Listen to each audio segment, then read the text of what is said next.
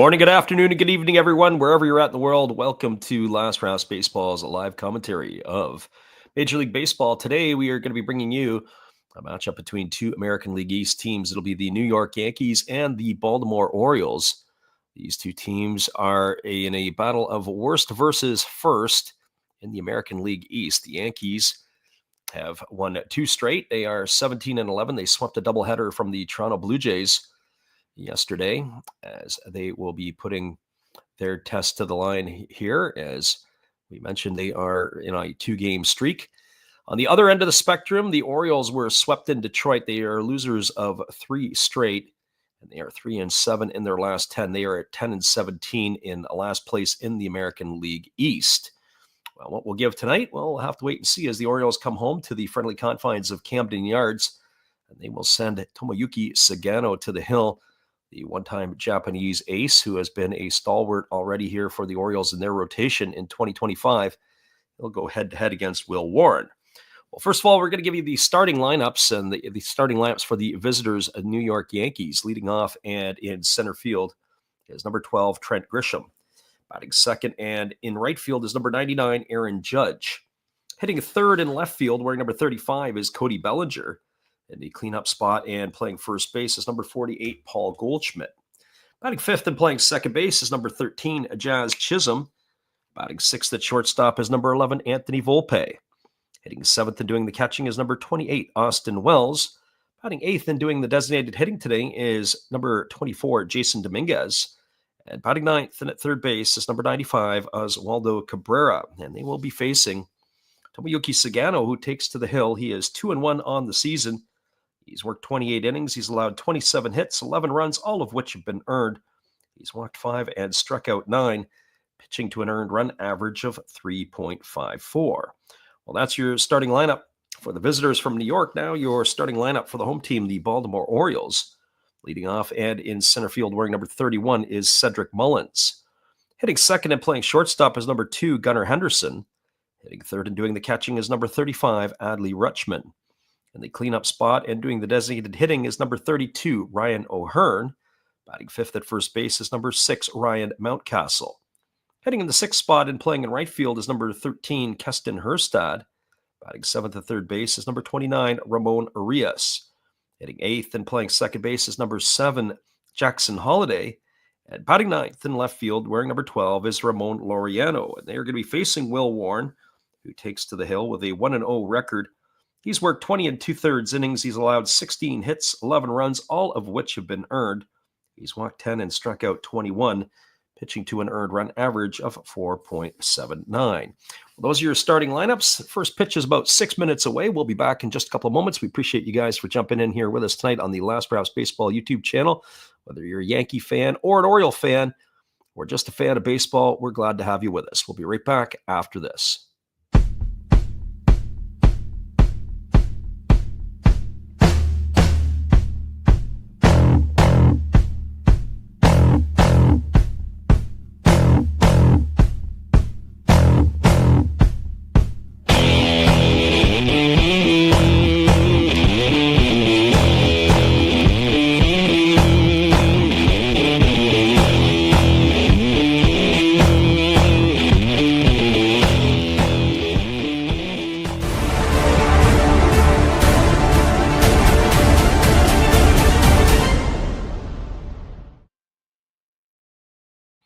It is the Yankees and Orioles from Camden Yards. Our old school radio broadcast will be presented to you today as Last Raps Baseball will be in front of the mic. It'll be back in just a couple moments. We are first pitch away in less than 5 minutes.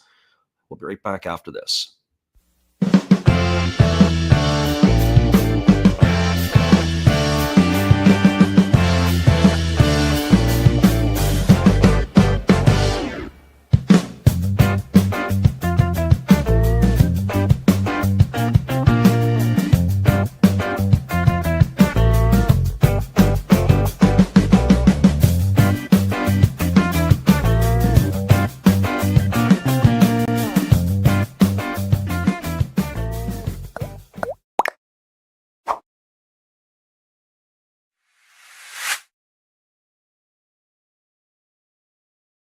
Hello, this is Eric Fox, formerly of the Oakland A's and Texas Rangers baseball teams.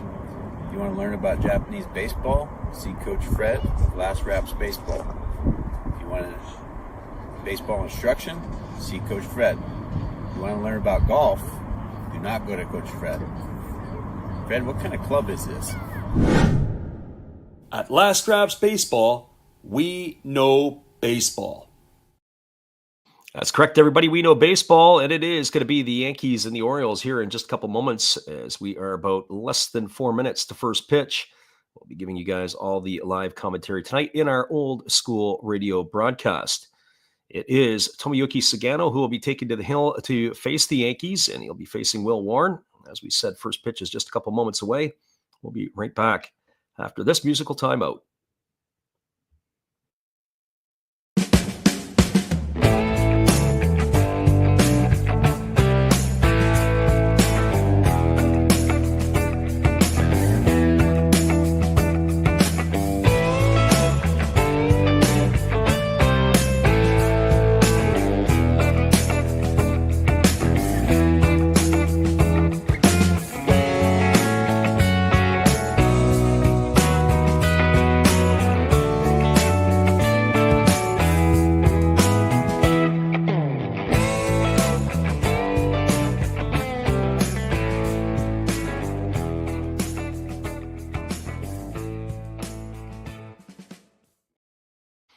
Welcome back, everybody. Just a couple of news and notes before we get this one underway. There has been a movement in the Baltimore Orioles organization as the Orioles have optioned left-handed pitcher Grant Wolfram to the Norfolk Tides. They have recalled right-handed pitcher Cade Stroud.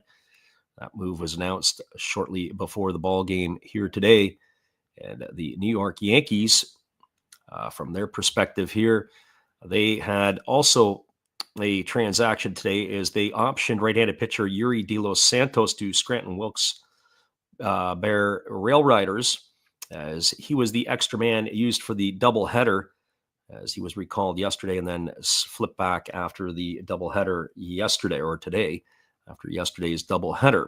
So those are the moves and the notes to keep a note of here, as it will be Trent Grisham, Aaron Judge, and Cody Bellinger coming to bat here in just a couple moments. We are about less than 120 seconds away from first pitch.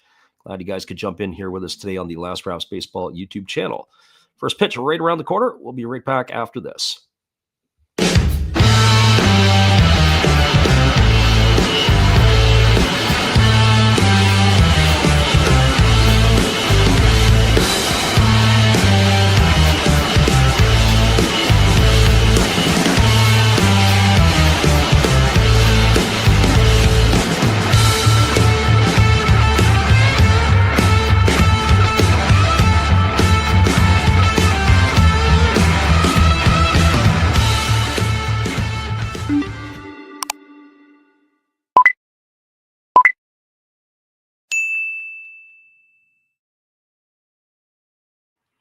Welcome back, everybody. For those of you who are new to our stream, we do like to do the Japanese games late night, and hopefully you guys will enjoy the Major League call today.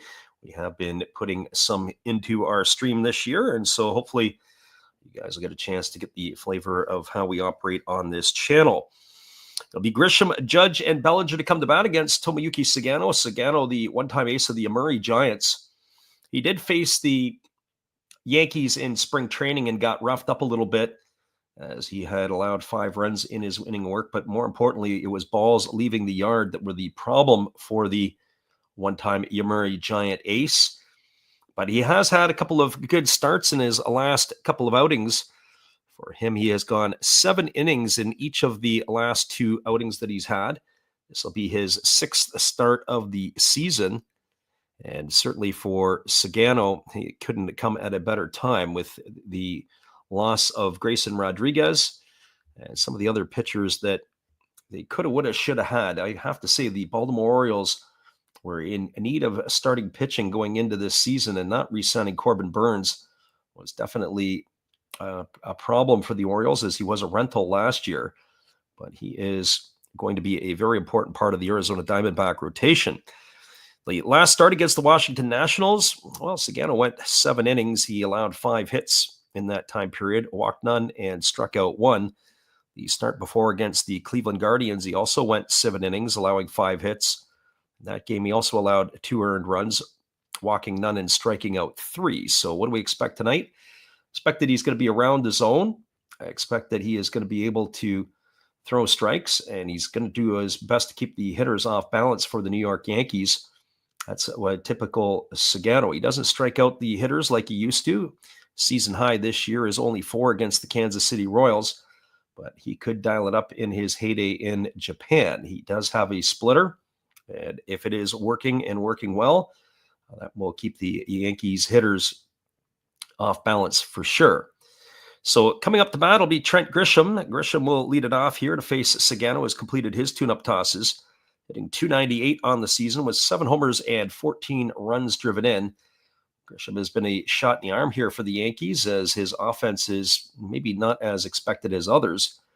Grisham is a very good defender, and he has spent time with the Padres organizations as well as the Milwaukee Brewers. So he'll bat from the left side, stepping in here to face Sagano, as we are ready to get this one underway. Sagano getting the electronic signs from his catcher. He rocks himself into the windup, and the first pitch as a fastball taken for a called strike. And at 6:37 local time, that is the first pitch of the ball game. So no balls and 1 strike to Grisham. The umpires for tonight's game from behind home plate, it's Ryan Willis. Ryan Addition is at first, Lance Barksdale at second, Will Little is the umpire at third. As that breaking ball misses outside, the count runs even to 1-1 on Grisham. Sagano getting his sign again. He's working quickly, and he rocks himself into the windup. Here's the pitch. Another breaking ball that misses up and away, and the count goes to 2-1. So 2 balls and 1 strike. Orioles in their home whites, with their traditional black and orange trim. Yankees are in the road grays. As the pitch is on the way, it is a breaking ball that just misses outside. It's now run 3-1 to Grisham. So 3 balls and 1 strike. 73 degrees is the temperature, clear skies. It is blowing out to left field right now with the wind at game time at 8 miles per hour. As the right-hander rocks himself into the windup and delivers. It is a breaking ball swung on and a lifted foul behind home plate. The count now goes to full on Grisham. I would also have to think that pitch economy will be important for Sagano tonight. As last couple of outings, he has gone into the upper 80s and low 90 pitches, and that would be what we would expect tonight if they can stretch him out through 6 innings. Give the bullpen an opportunity to bring the Orioles home. On the flip side for the Yankees, Will Warren is going to need to give them a decent start as well, especially after the doubleheader yesterday. There's a fastball swung on it. It's chopped. Sagano off the mound over on the first base side. He fields it. He throws to first, and that is going to retire Grisham. That's going to go down as a ground out 1-3. Nice play there by Sagano to get off the mound to field it, as he fires out the runner, Grisham, who's got some good wheels, getting down the line to first base. That's going to bring up the right fielder in Aaron Judge. Aaron Judge is hitting .406 on the season, 8 homers and 27 runs batted in. As soon as he steps into the batter's box, he is in scoring position. The big fella batting here against the right-hander Sagano, as he gets the sign from Rutschman and rocks into the windup. Here comes the pitch. Fastball misses down and away, and the count is 1-0 to Judge. Judge waggling the bat, waiting here on the offering from the right-hander as Sagano rocks into that windup and delivers. There is a breaking ball swung on. This ball is lined into left field. It's going to get down for a single. As moving over to pick it up is the left fielder, Ramon Laureano, and a 1-out single here for Judge. And that will bring up the left fielder in Cody Bellinger. Defensively tonight for the Orioles, from left to right field, it is Ramon Laureano in left. The center fielder is Cedric Mullins, and in right field it is Keston Herstad. Around the horn from first to third, Mountcastle's at first. The second baseman is Holiday, shortstop Henderson, and the third baseman Arias. The battery of Sagano and Rutschman. Now he's ready to go to work with the runner at first, and Sagano delivers. It's a breaking ball swung on and missed, and the count is quickly 0-1 to Bellinger. Bellinger on the season hitting .191, a couple of homers and 13 RBIs. To say it's a surprise that Bellinger would be hitting below the Mendoza line, not so much. He is a streaky hitter at times, and Certainly the Yankees have got themselves a player that can really dial it up and carry the team for 2 or 3 weeks at a time and then goes into the slumber. So here comes the 0-1 pitch as Sagano delivers. It is a split finger that misses down. Count runs even to 1-1. He'll be followed by Paul Goldschmidt and then Jazz Chisholm here in inning number 1 as the right-hander again works himself to the belt. And the 1-1 is on the way, a breaking ball that misses outside, and the count goes to 2-1. In a lot of ways, Sagano, and we've seen the highlights of him, and when we've seen him pitch, and I got a chance to see him pitch a couple of seasons ago in Japan, he uses his off speed to set up his fastball. Maybe it makes it look a little bit quicker. There is a breaking ball that misses down, and the count now goes to 3-1. I'm not saying that he pitches behind per se, but he does use his off speed quite a bit here against the American hitters or the North American hitters. Here comes the 3-1 pitch from the right-hander as again he works to the set, and it's on its way. It is a fastball that misses inside. That's going to be ball 4, and the Yankees now have something brewing here in the top of the first inning as Bellinger is at first and Aaron Judge is at second. That's going to bring up the first baseman in Paul Goldschmidt.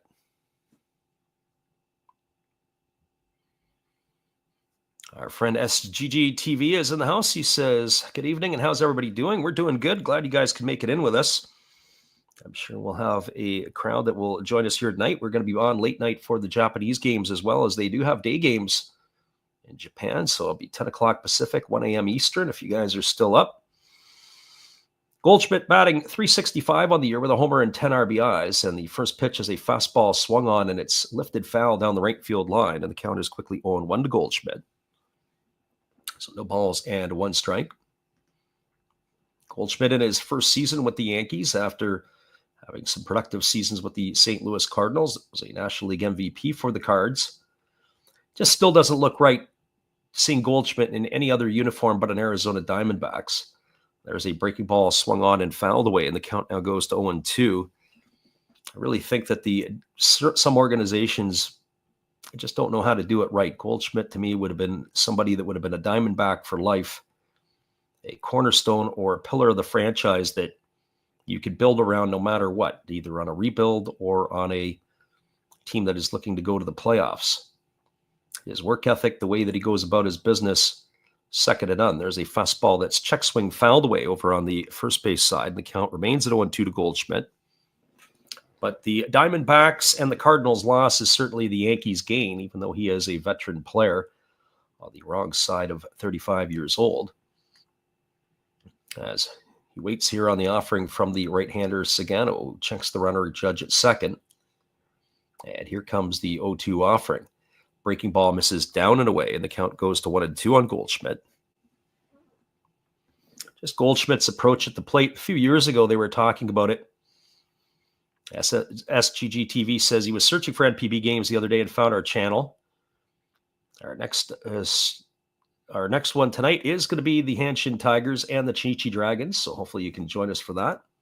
As that fastball misses down, and the count now goes to 2-2 on Goldschmidt. And we've posted up our rest of our schedule throughout the week, as our NPB games that we will cover will be the games on the weekend that will feature the Bay Stars and the Giants. It'll be our first look formally in the regular season at Yomiuri. So here comes the 2-2 pitch as the right-hander delivers. It is a fastball swung on and missed. And Goldschmidt's going to go into the books for the first strikeout tonight for Tomoyuki Sagano. So he's gone for out number 2, and that's going to leave it up to the second baseman in Jazz Chisholm. Well, for Chisholm, he's hitting .178 on the season with 7 homers and 17 RBIs. Fred Alex is in the house tonight. And we welcome Alex into the stream. Also going to be doing the Japanese game later tonight. Alex, might be still a little late for you. There's a fastball that misses down, and the count is 1-0.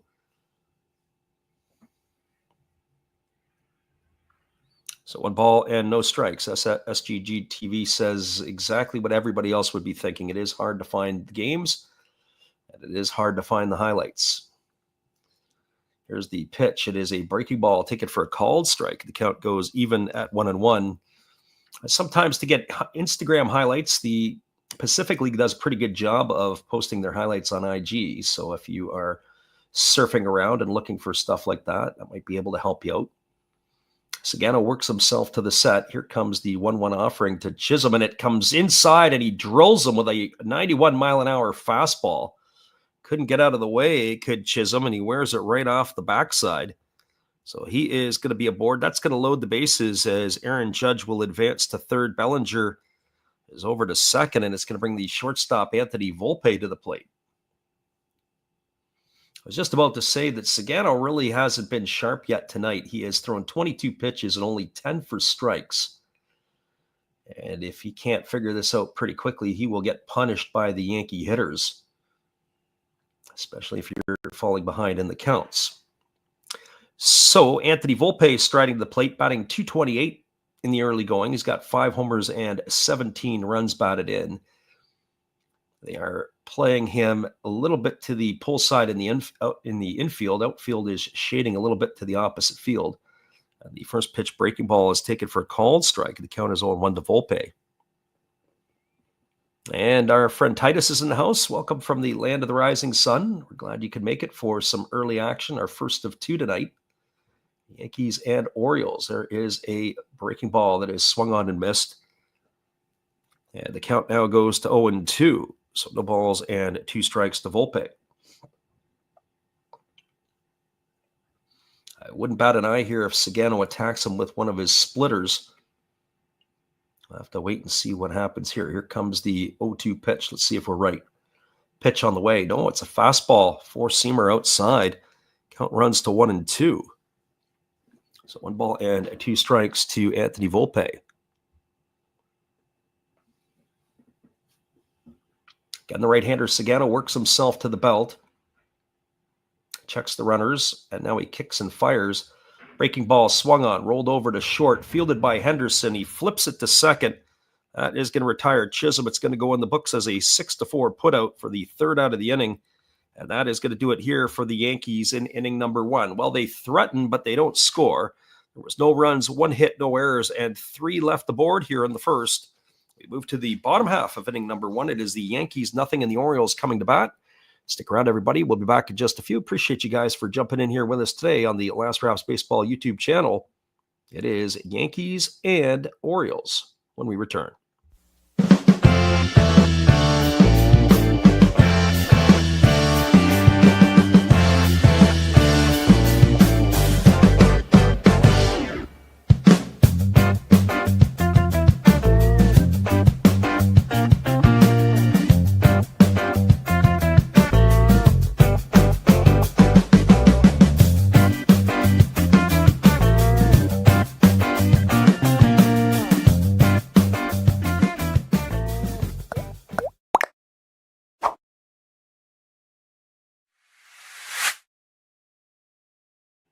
For those of you who are new here, we welcome you to our channel. For those of you who haven't been around, well, we want to introduce you to our friend Steve Rademacher. Be sure to check out his channel after the game, as he'll keep you entertained with all these crazy things. This is Steve Rademacher, and I'd like to introduce you to my channel if you haven't seen it before. These are all the things I enjoy: sports, autographs, relics, non-sports Hall of Famers, pseudo-sports, Star Wars. That's my channel name and my name, and I would really appreciate it if you would come check me out and maybe even subscribe if you like it. Thank you for that for now, and back to your ball game. Welcome back, everybody. Our friend God is Great says, sounds like you caught a cold. We actually are over the cold by a couple of days, but we are a little bit still just breaking up some of that stuff. But yeah, you could tell probably a little difference in the voice, as we were struggling there last week and didn't do anything on the channel. There's the first pitch of the inning delivered to Cedric Mullins, and it's a fastball at the knees taken for a called strike. It counts 0-1. Mullins hitting .279 with 6 homers and 20 RBIs, batting from the left side here against Warren, who rocks into the windup and delivers. That's a fastball that misses down, and the count goes even to 1-1. Defensively tonight for the Yankees, from left to right field, Bellinger is in left. The center fielder is Grisham with Judge in right. As Warren rocks into that windup and delivers, there is a changeup that is swung on and missed, and the count goes to 1-2. Around the horn from first to third, Goldschmidt is at first, Chisholm's at second, Volpe is at short, and the third baseman is Oswaldo Cabrera, but the battery of Warren and Wells. So here comes the 1-2 pitch. It is a fastball swung on. It is lined over the head of the center fielder, Volpe, into center field. And that is going to be a base hit here for Mullins. They had him played perfectly as the shortstop, Volpe, was almost over the bag at second base as far as you can go in the shift. And he had leaped up in the air, but unable to pull that one down. So Mullins aboard with a leadoff single. That's going to bring up the shortstop, Gunnar Henderson. SGG TV says, how does the attendance look tonight? It's actually not bad for a Monday night. Once we try to get some of the different angles, we can let you know. As that fastball is taken at the knees for a called strike. Count is 0-1. Certainly with the Yankees coming into town, attendance on any night of the week will always pique and spark interest. As the pitch is on the way, it's a breaking ball swung on. It is lifted into deep left center field, giving chase, and it's going to get over his head is Bellinger. Rounding second and heading to third is going to be Mullins. And cruising into second with a double is Gunnar Henderson. And the Orioles are flapping their wings here in the bottom of the first inning as they've got runners at second and third and nobody out. And that is going to bring up Adley Rutschman. Well, for Rutschman, the switch-hitting catcher, he's hitting .209 on the season with 4 homers and 8 RBIs. He's got an opportunity here to get the birds on the board here in inning number 1. I was kind of curious when I saw the game tonight and the pitching matchup. I just had a feeling tonight could be a lot of fireworks. Sagano not throwing as hard as he once did. I don't know if he's going to survive much more than 5 innings against the Yankees. That would have been my prediction at the outset. Will Warren on the flip side, certainly not one of the top 3 or 4 arms in the Yankee rotation. We do have a stoppage in play here as it looks like the earpiece for Austin Wells is not working properly as the technological pitch clock. This is the one thing that I'm not happy about with these things is if the pitch clock goes down or the pitch communication goes down, you got to have a backup system in place. I think of football, there's always a courtesy for the teams. If one team's headsets go down, the other ones go down. But you got to have a set of backup signals that you can keep the flow of the game going. Get rid of that thing and fix it on the in-between, or at least in-between innings. So here comes the offering to Rutschman. It's a changeup that's swung on and grounded foul over on the third base side. Count is quickly 0-1. Mullins led off with a single. Henderson followed with a double. Birds threatening here in the bottom half of inning number 1 with runners at second and third. And Rutschman looking to get the Orioles on the board here with their first runs. And there's a fastball that moves them off the plate. And the count is even at 1-1. So 1 ball and 1 strike. We'll also call some day baseball later in the week. The Tigers and the Astros are on our slate, as well as the game between the Cubs and the Pirates. It looks like early returns are going to be Paul Skeens will be doing that one. There's a fastball that misses up and in, and the count goes to 2-1. And if that is the case, we definitely have a lot of interest in watching that game for sure. So 2 balls and 1 strike to Rutschman as Mullins gets his lead, as does Henderson at second, and the pitch on the way. There's a fastball swung on. It is lifted over into shallow left field. Coming over underneath it is Bellinger. He makes the catch. The runners are going to have to hold as it wasn't deep enough. Rutschman is going to be gone for the first out of the inning. So 1 gone here, and that's going to bring up the designated hitter in Ryan O'Hearn. You know, what a change of scenery can do for a player. I was thinking about that a little bit today as I was doing some work on the Japanese league. But in Major League Baseball, Ryan O'Hearn would fit right into that category. The one-time Kansas City Royal has enjoyed his time in Baltimore. He's hitting .303. He's got 4 homers and 8 RBIs. And there's a breaking ball taken at the knees for a called strike. A lot of big things were expected of him in Kansas City, and it just never worked out. But his opportunity in Baltimore certainly last season has allowed him to prosper. As the 0-1 is on the way, there's a fastball that misses outside, and the count goes even at 1-1. So 1 ball and 1 strike.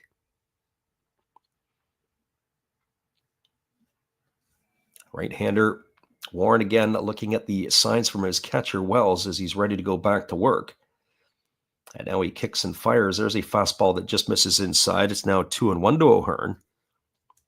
Ryan Mountcastle waiting his turn on deck as the Orioles are looking to draw first blood. Yankees had their opportunity in the first, left the bases loaded. Now the Orioles, with 2 runners in scoring position, looking to do some damage. Pitch on the way. Fastball taken at the knees for a called strike. The count goes even at 2-2. So 2 balls and 2 strikes. A beautiful night in Baltimore for baseball, as we mentioned at game time. 73 degrees and clear skies. Can't ask for better than that. There's a fastball that is swung on and missed. And O'Hearn is in the books. He's gone for the second out of the inning. He's going to leave it all up to the first baseman and Ryan Mountcastle. Well, for Mountcastle, he's hitting .207 on the year. Homer and 5 RBIs, off to a slow start here in the month of April. Much like the rest of the Baltimore Orioles as a whole. 10-17, they enter the ball game tonight. There's a fastball at the knees taken for a called strike, and the count is 0-1. Lots of expectations here for the Orioles in 2025. As the right-hander Warren gets his sign from his catcher, and he again works to the belt. Here comes the pitch. Fastball just below the knees, and the count goes even at 1-1. That looked like a pretty good location, but not in the eyes of the home plate umpire, Ryan Willis. Our friend Gracie Lynn is in the house tonight. Welcome, Gracie Lynn. We're glad you are with us. Missed you the last little bit. We got a doubleheader tonight. We got the Japanese game going off a little bit later, as it is an early game in Japan, as that fastball is swung on and fouled away, and the count goes to 1-2. Rare afternoon midweek baseball, as it'll be the Dragons and the Tigers tonight. So 1 ball and 2 strikes to Mountcastle. Warren gets himself a new baseball. He's ready to go back at it here. They just need a clutch hit to the Orioles here, as the right-hander gets his sign and now gets himself set at the belt. And now he steps off the backside, and we're going to cycle through the signs all over again. So runner at third, Mullins. Runner at second is Henderson. We got 2 gone here in the first inning. Orioles are trying to cash in some runs here. There's a breaking ball swung on and missed, and Will Warren has come all the way back to get the last 3 hitters he's faced. And the Orioles, who start with back-to-back hits, strand both of those runners aboard. No runs, 2 hits, no errors, and 2 left on base. We are through 1 complete. It is the Yankees nothing and the Orioles nothing. Stick around, everybody. We'll be back in just a couple moments with all the action. Appreciate you guys for hanging with us tonight on the Last Raps Baseball YouTube channel.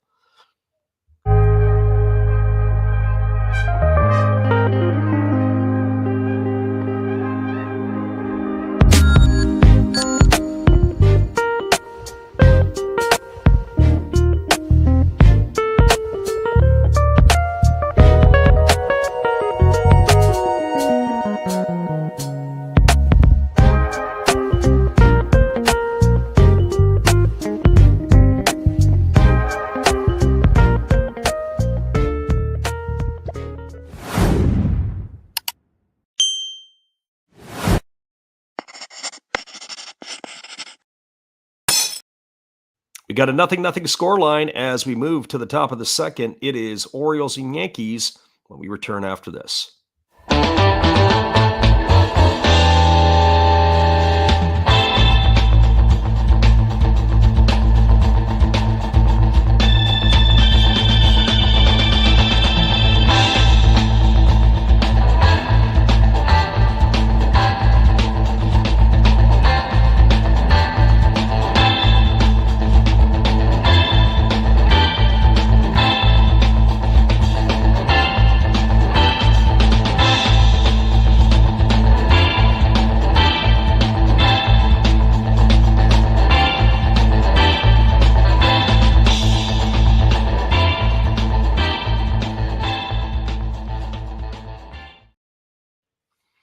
Welcome back, everybody. It is going to be the bottom third of the batting order to come to bat for the Yankees, but Tomoyuki Sagano has had the grounds crew come out to do some gardening on the mound. He has not quite completed his warm-up tosses yet. The landing spot for the Baltimore right-hander was not to his liking, so he ordered up the crew to come out and to get it all fixed up, and he is just completing his tune-up tosses, and we'll be ready to get this one underway here in just a moment. Austin Wells, Jason Dominguez, and Oswaldo Cabrera to come to bat here in inning number 2 for the Yankees.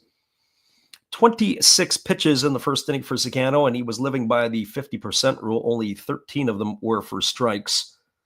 And as we mentioned at the top of the stream, that's not going to be good enough to get the job done against the Yankees. He's going to have to pick up the pace. And so sometimes pitchers, at least starting pitchers, can settle down after a rough first inning. We'll see how Sagano manages.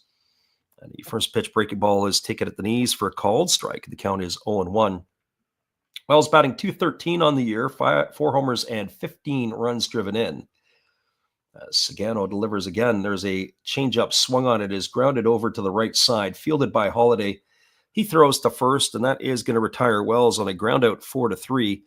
So 1 up and 1 away here to begin the second inning, and that'll bring up the designated hitter in Jason Dominguez. Well, for Dominguez, he's batting .238 on the season with a couple homers and 12 RBIs. Getting a chance to be a regular in the Yankees lineup this year, as there is a breaking ball swung on and grounded foul over on the first base side. Count is quickly 0-1. Lots of expectations for the Martian, as there was a lot of ballyhooed hope when he was signed for north of $5 million from Latin America, as there's a breaking ball that misses down, and the count goes even to 1-1. So 1 ball and 1 strike. Orioles are playing him to shift in the infield, but the outfield is pretty much straight away, as the pitch is a fastball that just comes under the hands for a called strike, and the count now goes to 1-2 on Dominguez. Tomoyuki Sagano, as we mentioned, the one-time ace, spent his entire career with the Yomiuri Giants. As the pitch is on the way, it's a breaking ball that misses outside. Count is 2-2. And what it kind of reminds me of is when Masashi Iwakuma came over to the Seattle Mariners late in his career on the wrong side of 30. But he gave the Mariners about 3 or 4 good seasons, as there's a split-finger pitch swung on and missed. And Dominguez goes in the books. That's the second strikeout recorded tonight by Sagano. That'll bring up the third baseman in Oswaldo Cabrera. But just back to Sagano a little bit there, that, his longtime career with the Yomiuri Giants, as there's a breaking ball swung on and missed. The count is 0-1 to Cabrera. Cabrera hitting .208 with a homer and 3 RBIs on the season. Oswaldo Peraza is the batter. As the pitch is a breaking ball swung on and missed. The count now goes to 0-2. I had in my books that it was that. There's Kenny Weaver in the house tonight. We haven't seen Kenny in a while, but we're glad we have you in here. How you doing, Kenny? So no balls and 2 strikes to Peraza, as the right-hander rocks and delivers. The pitch is on the way. It's a breaking ball that misses way outside. Or actually, I have to go back and look at that. It was originally Oswaldo Cabrera in the lineup, so this has been a late change or substitution from when the lineups were initially put forward. So here comes the 1-2 offering.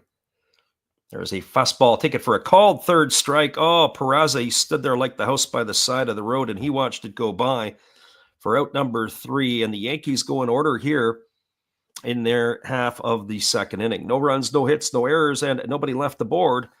Your score as we move to bottom of the second, it is the Orioles nothing and the Yankees nothing.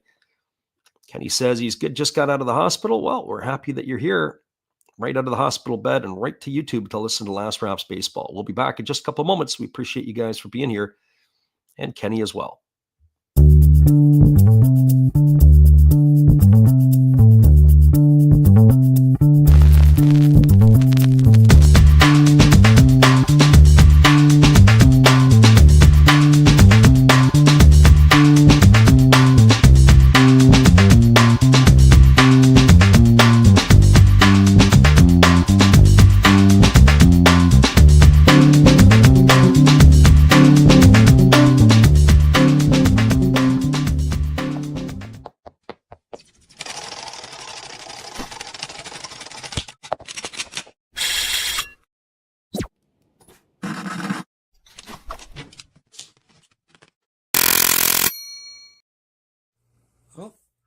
Hello?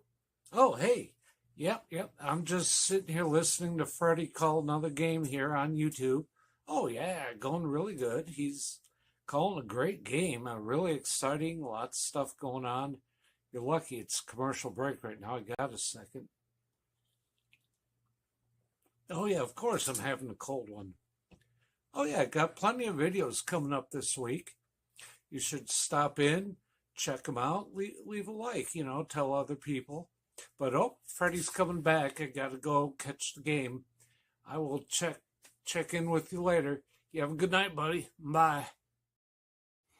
Welcome back, everybody. That is our friend Steve Rademacher, and be sure to check him out for all your entertainment needs after the game. He's got all kinds of crazy things on his channel.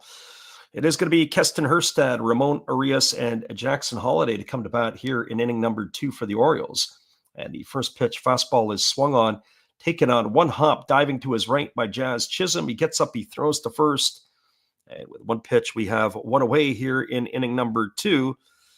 And that is going to bring up the third baseman in Ramon Arias. Well, for Arias, he's batting .317 on the season. He's got a homer and 8 runs batted in.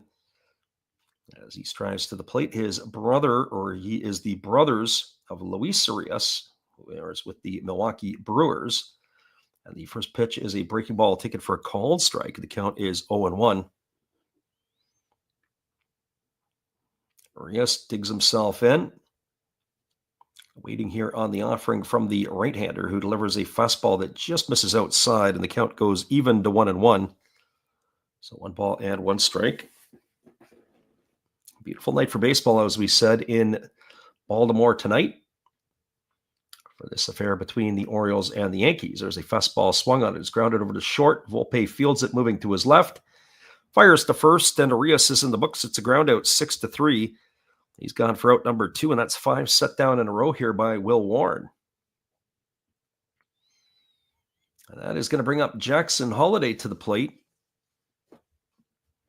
And for Holliday, he's batting .233 here in the early going, a couple of homers and 8 RBIs. Batting from the left side here against the right-hander Warren, who delivers a first pitch fastball that's taken for a called strike. Count is quickly 0-1.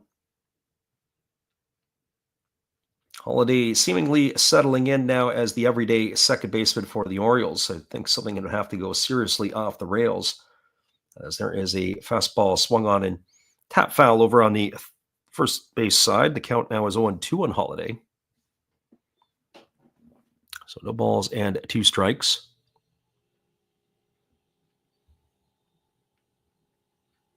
We will be getting ourselves our other podcast, the Japan Baseball Report. We'll be getting one up here later today, as we're off for a little bit and not feeling very good.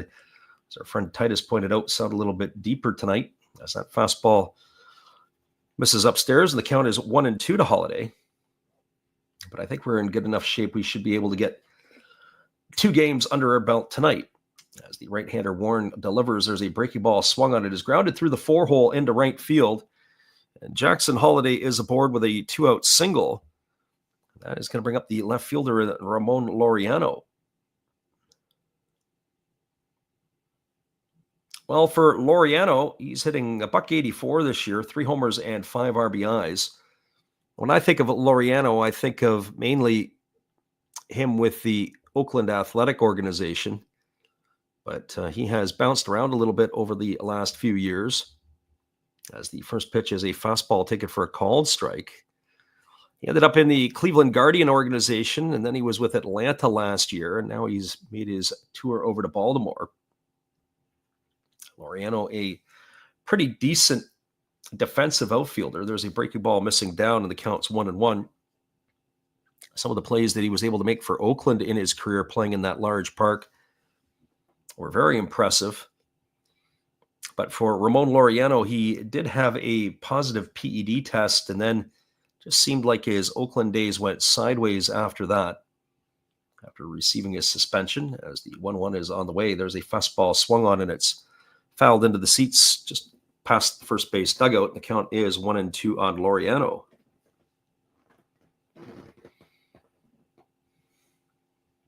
But last year against last year defensively for the Braves.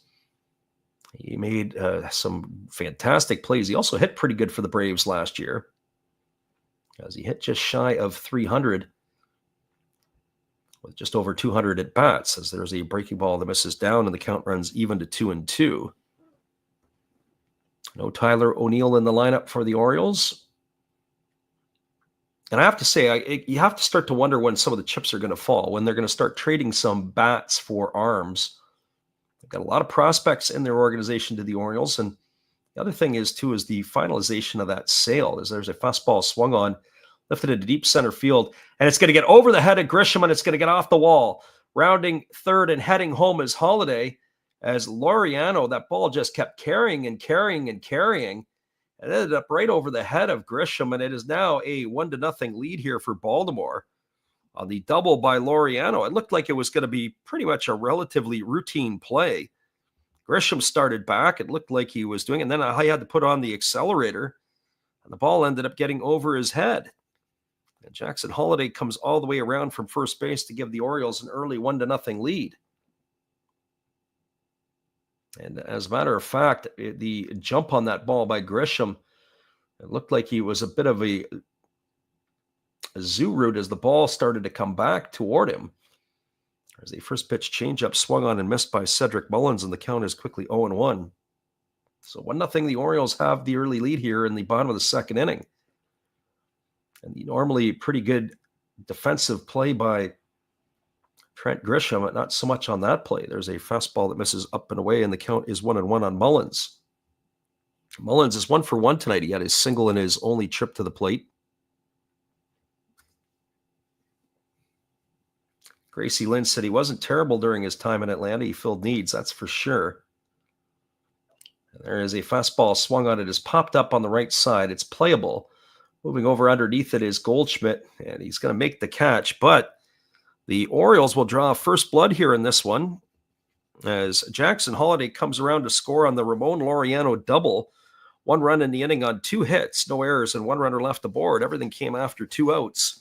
Your score, as we are now through 2 complete, it is the Orioles 1, the Yankees no score. Stick around, everybody. The top of the third is just around the corner. We'll be right back after this with all the action in just a few.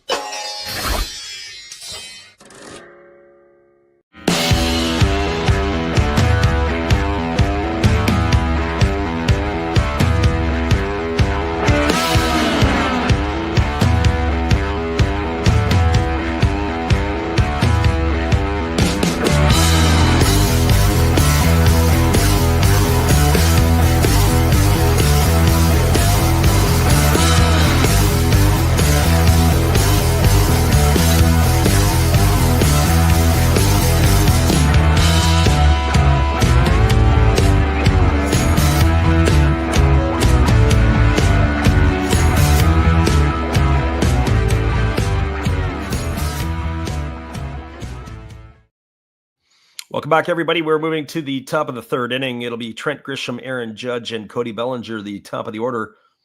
Come to bat to face Tomoyuki Sagano. Sagano here, ready to go back to work here for his third inning of work. He's got 3 strikeouts here so far through the first 2 innings. Delivers a fastball that misses upstairs to Grisham for ball 1. Grisham tonight 0 for 1. He grounded back to the pitcher his first time up. As he bats here, looking to make amends for that play in the outfield. It looked like he just got turned around. It wasn't the best of jumps on the ball, as there's a breaking ball taken for a called strike. The count is 1-1. As we mentioned, the normally pretty sound defensive center fielder in Grisham, just there's a bit of a strange route to the ball, ended up getting it over his head. as there is a breaking ball that misses up and away, and the count is 2-1.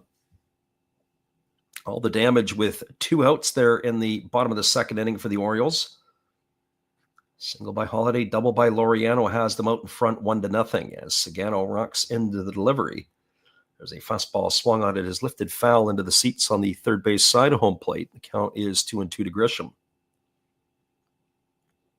Our friend Gracie Lynn in the chat says Sagano being the Orioles' best pitcher and still having almost a 4 ERA was not on anyone's bingo card. Yeah, well, he's certainly, I haven't seen him actually pitch since spring training for the Orioles, other than from highlights. And he is certainly not the hard thrower that he once was. He does spot his fastball. As there is a breaking ball swung on and fouled away, and the count is going to remain at 2-2 to Grisham. As we said, that route that Grisham took to the ball, I always say, look, but it's a zoo route. You go in one direction and then you got to make a hard turn the other way. That's exactly what that looked like. When there's a split finger pitch swung on and missed, and Grisham is in the books. That's the 4th strikeout recorded tonight by Tomoyuki Sagano. So it looks like he has brought his A game tonight. And so that is going to bring up the right fielder in Aaron Judge. Well, for Judge, he is 1 for 1 tonight. He had a single to left field his first time up as Sagano kicks and delivers. There's a breaking ball that cuts across the outside corner for a called strike. The count is 0-1.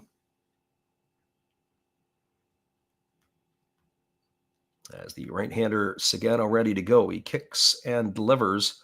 Fastball swung on and fouled away, and the count now goes to 0-2. One thing that we haven't seen Sagano really do a lot tonight, like a lot of the Japanese pitchers, is their hesitation moves, the way that they will pause at the top of their delivery. And so I wonder what kind of pieces he has up his sleeve here against the Yankees at this point. He pitches a breaking ball missing down and away to Judge, and the count goes to 1-2. So 1 ball and 2 strikes. If he can get on a roll, he could be very, very difficult. As Sagano rocks himself into the windup, and now he pitches.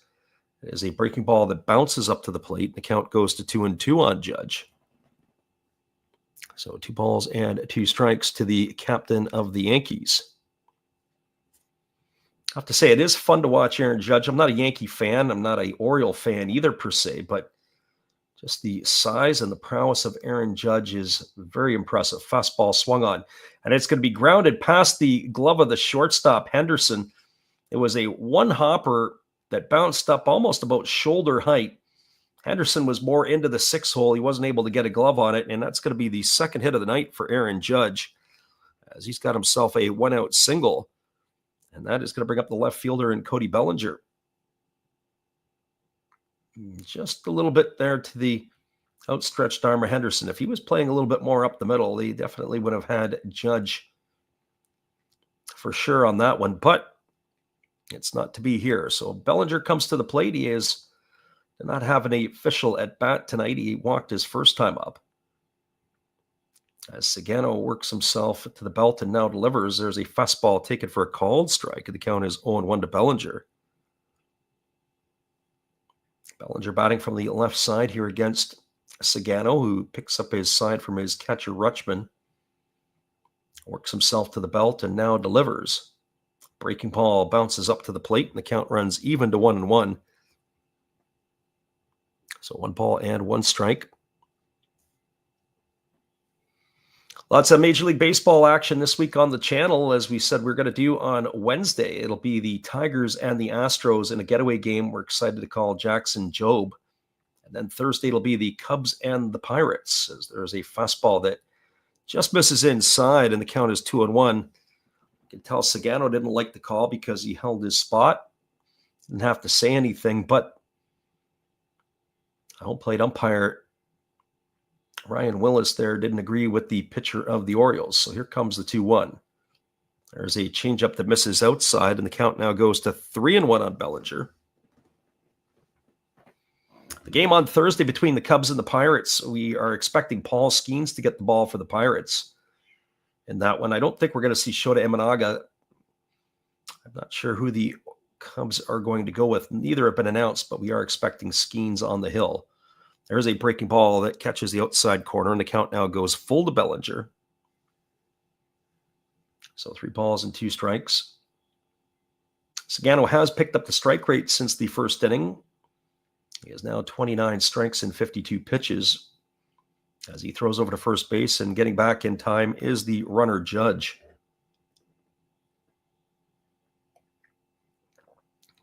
So 3 balls and 2 strikes to Bellinger as the right-hander Sagano again gets the sign. Orioles are playing and shading Bellinger to the right side. As the pitch is on the way, it is a breaking ball swung on. It is pounded through the 4-hole into right field. Judge is going to go all the way around to third. Bellinger is going to be safe at first with a single. And now the Yankees have something brewing here as they've got runners on the corners with 1 gone. And it's going to bring the first baseman Paul Goldschmidt to the plate. So very similar to the first inning in some regards, as Judge and Bellinger had reached base back-to-back, and Goldschmidt coming to the plate. Well, Goldschmidt 0 for 1 tonight. He was the first strikeout victim recorded by Sagano in this one. Batting from the right side is the first baseman of the Yankees, and there's a breaking ball that just misses down. Got to tell you, it's some of the pitches here, Sagano will feel a little hard done by. I know he hasn't been around the zone as much in the first inning, but his pitches have been a lot better. But if he's going to survive this, he's going to have to get some of those calls. There's a breaking ball that catches the outside corner. Count is 1-1, and not much of a different location than the one before, only a little bit higher. I think when Ryan Willis looks at his K-zone and his calls after this game here, to judge him by the first couple innings, he might want to go for an eye test tomorrow. Here's the pitch. And there is a fastball that is swung on and missed, and now it's 1-2 to Goldschmidt. So 1 ball and 2 strikes.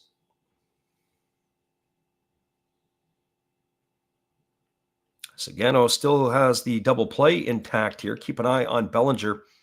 I wouldn't bat an eye if the Yankees put him in motion to try to stay out of the double play.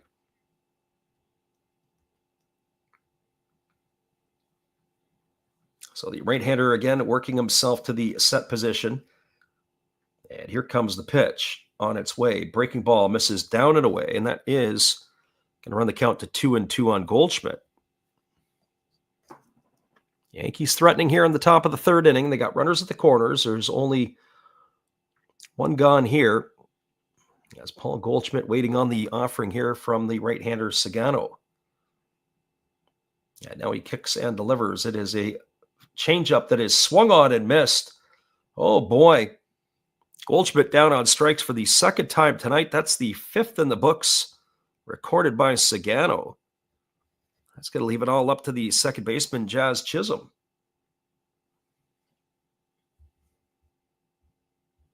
Well, for Chisholm, he was hit by a pitch his first time up. He was eventually erased on a fielder's choice to end the first inning. So the right-hander Sagano ready to go back to work as he kicks and delivers. There's a breaking ball swung on and missed. Count is quickly 0-1 to Chisholm. He has a variety of soft stuff, does Sagano, and he keeps the hitters off balance. But he still can dial it up to 94, 95 miles an hour when he has to. But he is pitching soft first and comes hard second. Here comes the 0-1 pitch to Jazz Chisholm. Now he kicks and delivers. It is a split finger pitch swung on and missed, and the count goes to 0-2. Sagano's split finger tonight does not have a lot of 12-6 depth. It has more horizontal run. Almost looks like it could be a sinker going the other way into the right-handed batters or away from the left-handed hitters. Here's the 0-2 pitch. And there is a splitter that is swung on and missed. And he strikes out the side here in inning number 3, does Sagano, as he is able to get himself out of yet another jam. There was no runs in the inning. There were a pair of hits. There was no errors and 2 runners left aboard. We're now through 2.5. Your score is the Orioles 1, the Yankees no score. Stick around, everybody. We'll be back in just a little bit with all the action. Appreciate you guys for jumping in here with us tonight on the Last Raps Baseball YouTube channel. We'll be back in just a few.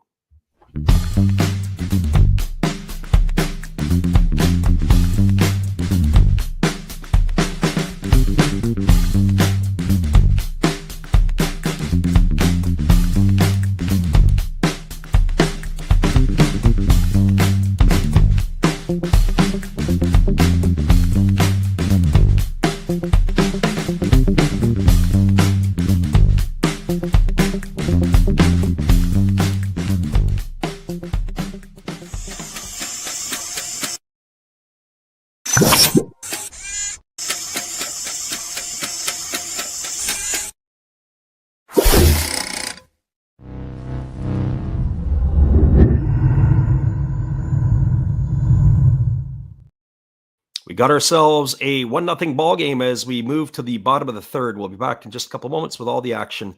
Hang with us, everybody.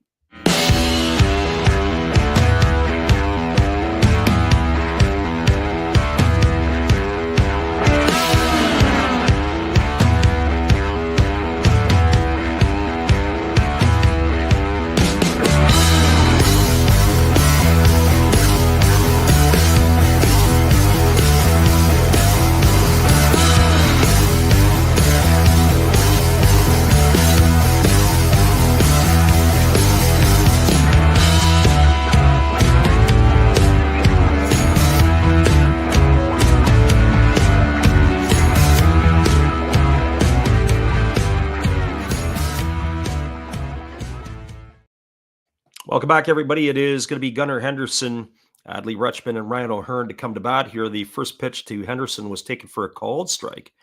Count is 0-1. Right-hander delivers again. It's a fastball that misses inside. Henderson checked his swing. So 1 strike to Gunnar Henderson. Henderson doubled his first time up tonight. He is 1 for 1. As the right-hander delivers a breaking ball that misses down, and the count goes to 2-1. 35 pitches through the first 2 innings for Will Warren. A little bit more economical than his counterpart, Sagano. Sagano's pitch count's ratcheting up. I'm curious to see if he's going to make it into the 6th inning. There's a changeup that misses down, and the count goes to 3-1 on Henderson. So 3 balls and 1 strike. Warren again delivers.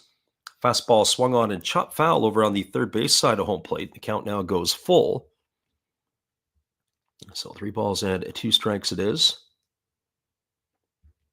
If you're new to the channel, we appreciate you guys for popping in here with us tonight. We do appreciate you guys for listening in. As the pitch is on the way, there's a fastball that misses outside. That's going to be ball 4. Henderson's going to get himself a leadoff walk here to start the 3rd inning, and that'll bring up the catcher in Adley Rutschman. We were having a discussion the other night. We were talking about who we think the top 5 catchers might be in all of baseball. That was in last night's game. I said JT Realmuto still, for my money, is in the top 5. I'm not sure if Adley Rutschman's in the top 5. He had a really tough year last year. As the first pitch fastball misses outside, and the count is 1-0. Although he is probably going to be the number 1 for Team USA, his batting has been slumping since about the middle of last season. He has been a bit challenged at the plate. Here comes the 1-0. And that is a fastball that misses outside, and the count goes to 2-0 on Rutschman. But if the Orioles are going to go, he is going to have to get going. So 2 balls and no strikes to Rutschman. Ryan O'Hearn to follow here in inning number 3. Right-hander Warren gets the sign from his catcher, and now he steps off. We're going to cycle through the signage again from Austin Wells. So 2 balls and no strikes to the switch-hitting catcher of the Orioles as Warren comes to the set, now delivers. Fastball swung on and fouled off of Wells, and the count goes to 2-1. So 2 balls and 1 strike. We were talking about maybe the top 5 catchers in all of Major League Baseball and who they would be. And the names we were kicking around Cal Raleigh would be right there in that mix at the top. There's a breaking ball taken for a called strike. The count goes to 2-2. You also have to think Contreras, the catcher for Milwaukee. I'd argue that he would probably be number one on that list, as well as Cal Raleigh, as we mentioned. GT Realmuto, for my money, is still in the top 5. Will Smith's got to be in that conversation as well. As the 2-2 is on the way, it's a breaking ball that misses down, and the count now goes to 3-2 on Rutschman.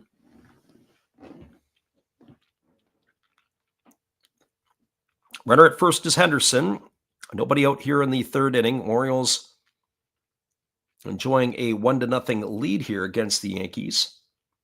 As the right-hander Warren kicks and delivers, it's a fastball that misses outside, and it's back-to-back walks here to start the third inning. As Henderson advances to second, Rutschman is aboard. That's going to bring the pitching coach out of the Yankee dugout. And it's going to bring Ryan O'Hearn to the plate. There is nothing more as a pitching coach that you can't stand are the walks. The walks will kill you all day long. Can't defend a walk. I know you can't defend a home run either, but at least the offense has an opportunity to put the ball into play. But when you are walking the yard and hitting batters, it makes it very, very difficult to have any type of sustained success. Well, that brings Ryan O'Hearn to the plate. O'Hearn tonight is 0 for 1. He struck out his only time up. In the first inning, the Orioles had threatened. They put the first 2 runners aboard. And both were in scoring position with nobody out, and they failed to come up with anything. As Rutschman, O'Hearn, and Mountcastle all ended up as outs. But now O'Hearn looking to make amends here. Here comes the first offering. Pitch is on the way. It is a changeup swung on and missed, and the count is quickly 0-1 to Ryan O'Hearn.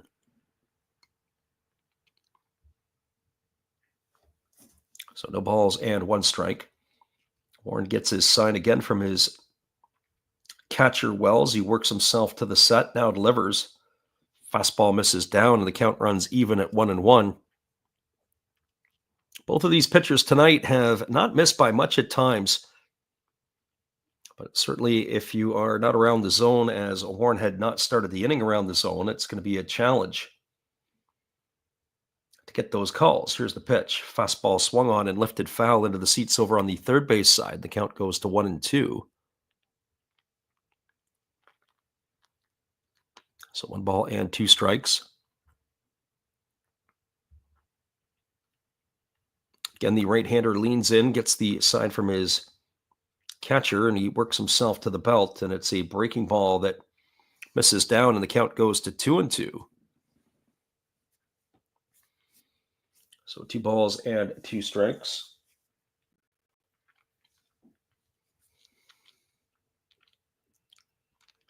Will Warren working himself back to the belt.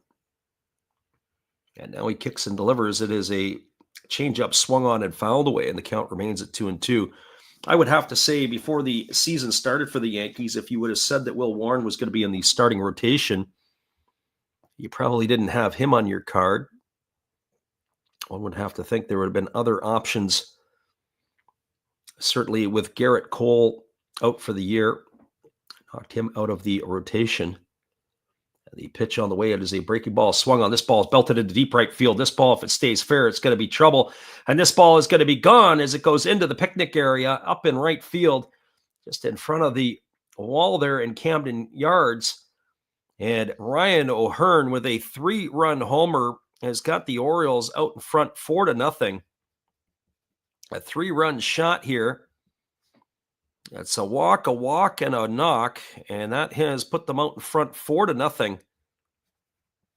And so for the Orioles, if our friend Alexander Leggett is still listening in, probably not cheering there because his buddy is an Orioles fan. But Ryan O'Hearn, with his 5th home run of the year into the right field picnic area, has given the Orioles a 4-0 lead here in the bottom of the 3rd inning. And the first pitch delivered to Ryan Mountcastle is swung on and missed, and the count is quickly 0-1. So no balls and 1 strike to Mountcastle. Mountcastle 0 for 1 tonight. He struck out and is only at bat against Warren. As there's a fastball swung on, it's going to be lifted foul down the right field line, and the count now goes to 0-2.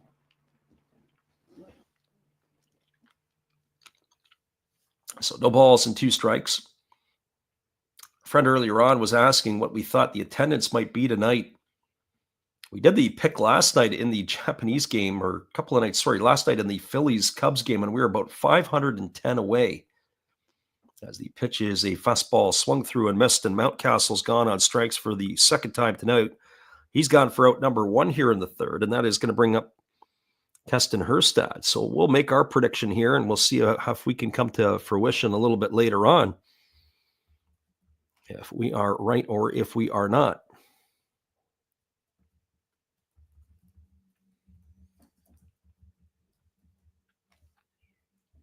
And the first pitch delivered to Herstad is taken for a called strike. The count is quickly 0-1.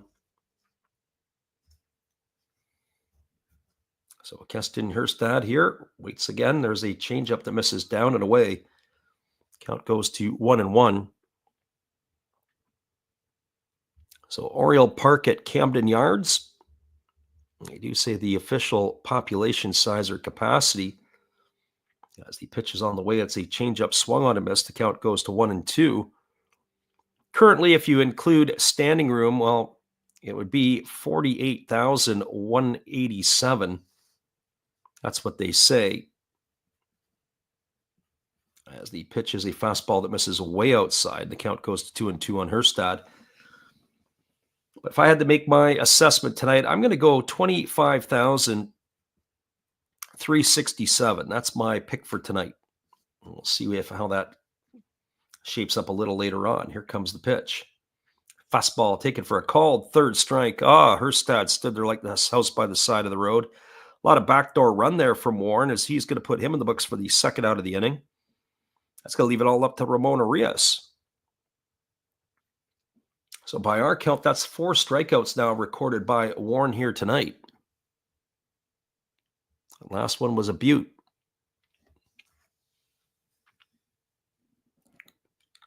Gracie Lynn says, Siri says 48,876.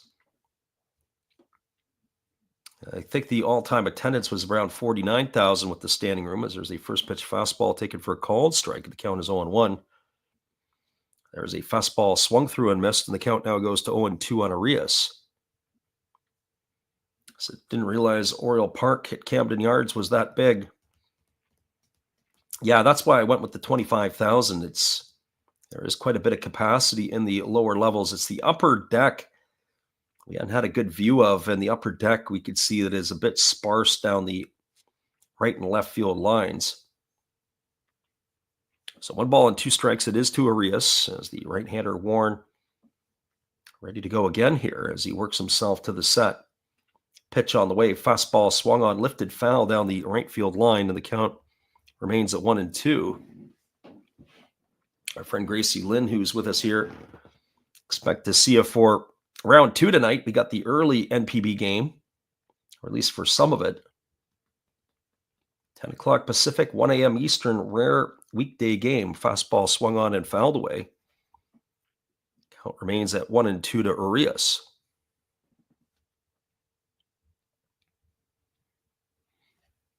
Orioles enjoying a 4-0 lead here in the bottom half of the third inning. Tomoyuki Sagano had wiggled himself out of a couple of jams. There's a breaking ball swung on and fouled away. Count still remains at 1-2 to Arias.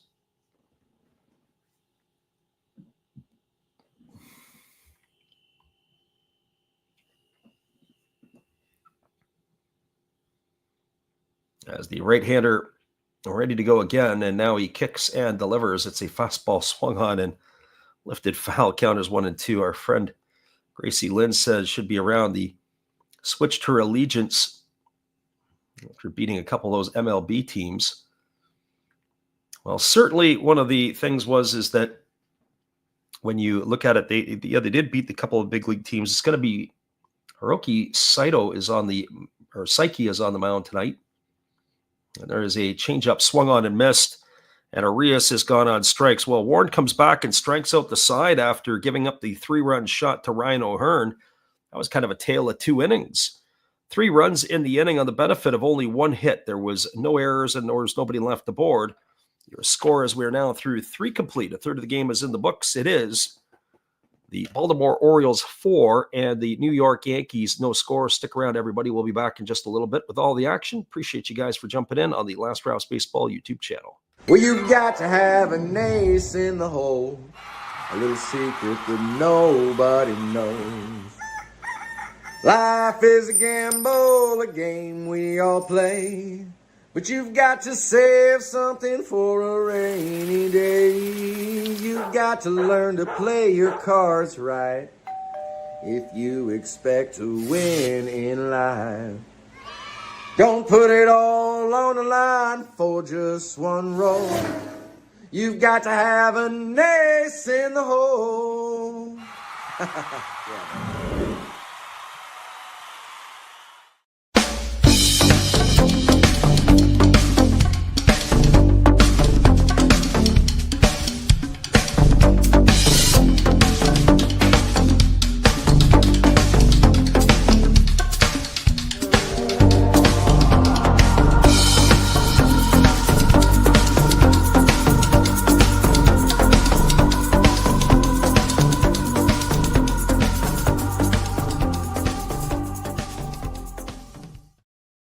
Welcome back, everybody. Our friend Gracie Lynn says, why are there so many day games in the NPB today? It is Showa Day in Japan. That would be April the 29th. It is a holiday that it commemorates the birthday of Emperor Hirohito, who reigned as the Emperor of Japan from 1926 to 1989 and is posthumously known as Emperor Showa. So it is a time for reflection on Japanese history. That is why I got the day off, and let's play some afternoon baseball, at least in Japan. So that is going to bring Anthony Volpe, Austin Wells, and Jason Dominguez to the plate to start the 4th inning. And the first pitch is a fastball that misses upstairs for ball 1. Volpe bounced into a fielder's choice to end the 1st inning as the right-hander Sagano on the mound ready to go again. And the pitch is a fastball taken for a called strike. The count is 1-1. There are 16 national holidays in Japan over the course of a year.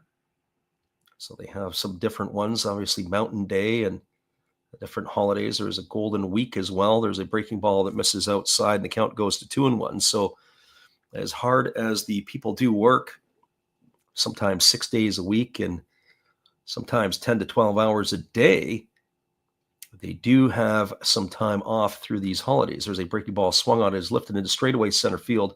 Drifting back on it is Cedric Mullins, and he's there to make the catch.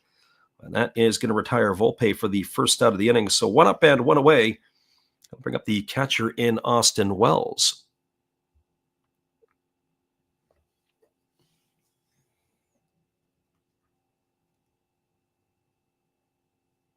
Gracie Lynn says, what's crazy is how much Japan loves baseball.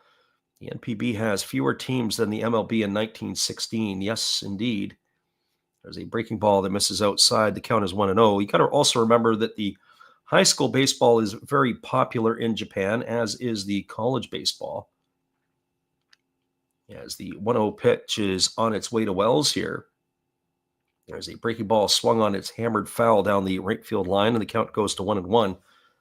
Sagano here has been a bit of a Houdini act. How he has been able to do this, I'm not so sure. Tonight, he has fallen behind in counts. He has been at times closer to 50% than 60% in strike rate. As there's a fastball that misses outside, and the count now goes to 2-1 on Wells. But he's been able to keep the Yankee hitters off balance to this point. And he's given them what they need. Unfortunately, he's going to run out of bullets here by North American standard. He might be able to get through the 5th, and I'm not so sure after that, as there is a split finger pitch swung on and fouled away, and the count is 2-2.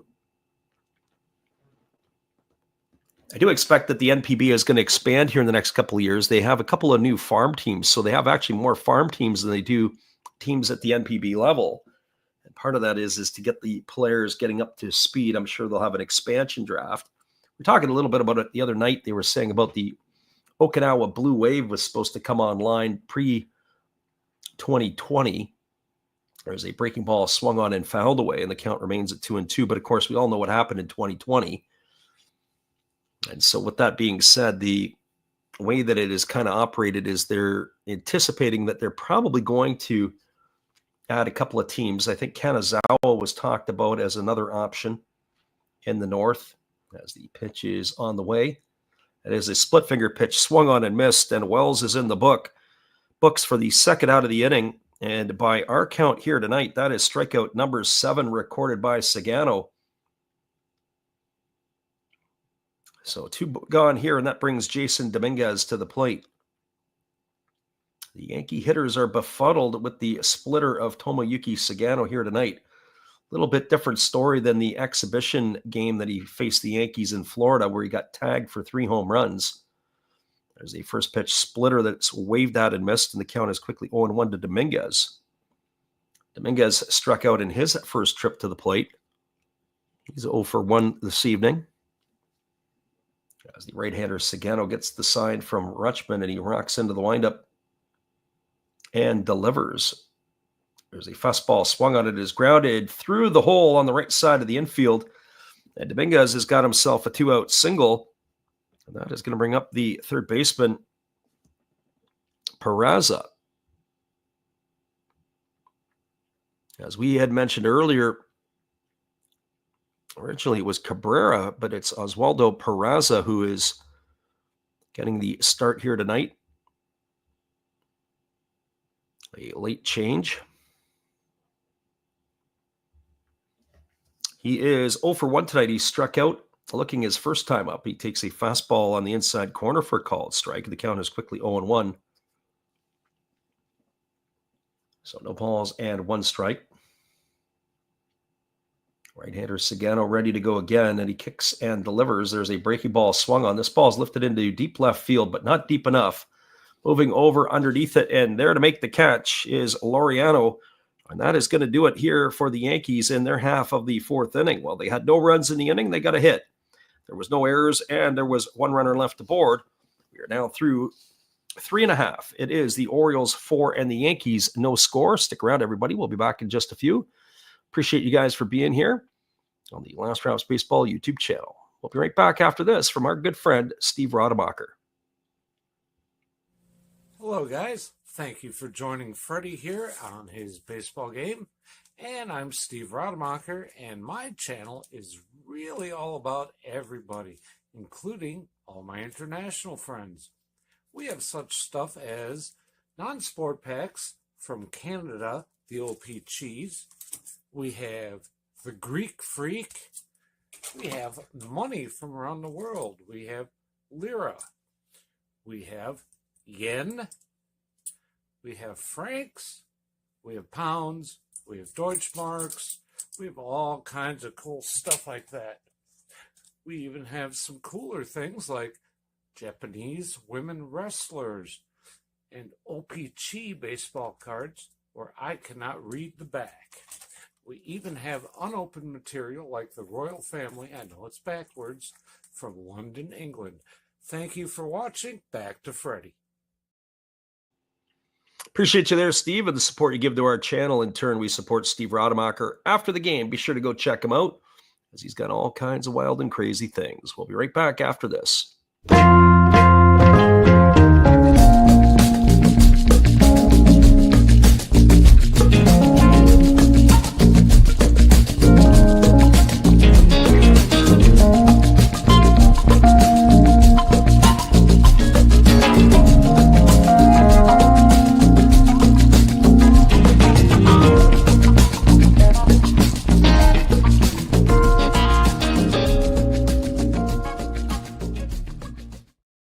Welcome back, everybody. A little late getting back into the seat. It was Jackson Holliday trying to bunt his way on. He dropped a pretty good one. Austin Wells had pounced on it like a cat, and he was able to retire the batter Holliday. It's going to go down as a ground out, 2-3 for the first out of the innings. So 1 pitch and 1 away. That's going to bring up the left fielder and Ramon Laureano. And the first pitch to Laureano is a breaking ball that misses up. Friend Gracie Lynn says, here's a baseball trivia question for you. Since she mentioned 1916, who are the 3 batters tied for the home run championship? I'm going to guess at that point, Ty Cobb would be one. There's a fastball that is hammered fair down the left field line. And it's going to get past the diving third baseman, Peraza, into a left field, and stopping at second with his second double of the night is Ramon Laureano. So he is heating up. So he is aboard with a 1-out double. That's going to bring up the top of the order in Cedric Mullins. That would have been my guess, would be Cobb at that era. I'm not so sure who else there would have been. There, pre-1920 was the dead ball era, so I'm assuming that a lot of those hitters would be in and around the total of about 8 to 12 home runs would probably lead the league. And I'm not going to Google it, so we'll keep everybody else in suspense for Gracie Lynn's answers. As they throw down to second base, but they got the runner Laureano hung up. And do they have him picked off? No, the Yankees can't complete it. They picked off the runner. Laureano took off for third, catching the ball and firing it over to third base. And Peraza, the ball looked like it was in time, but he couldn't hang on to it.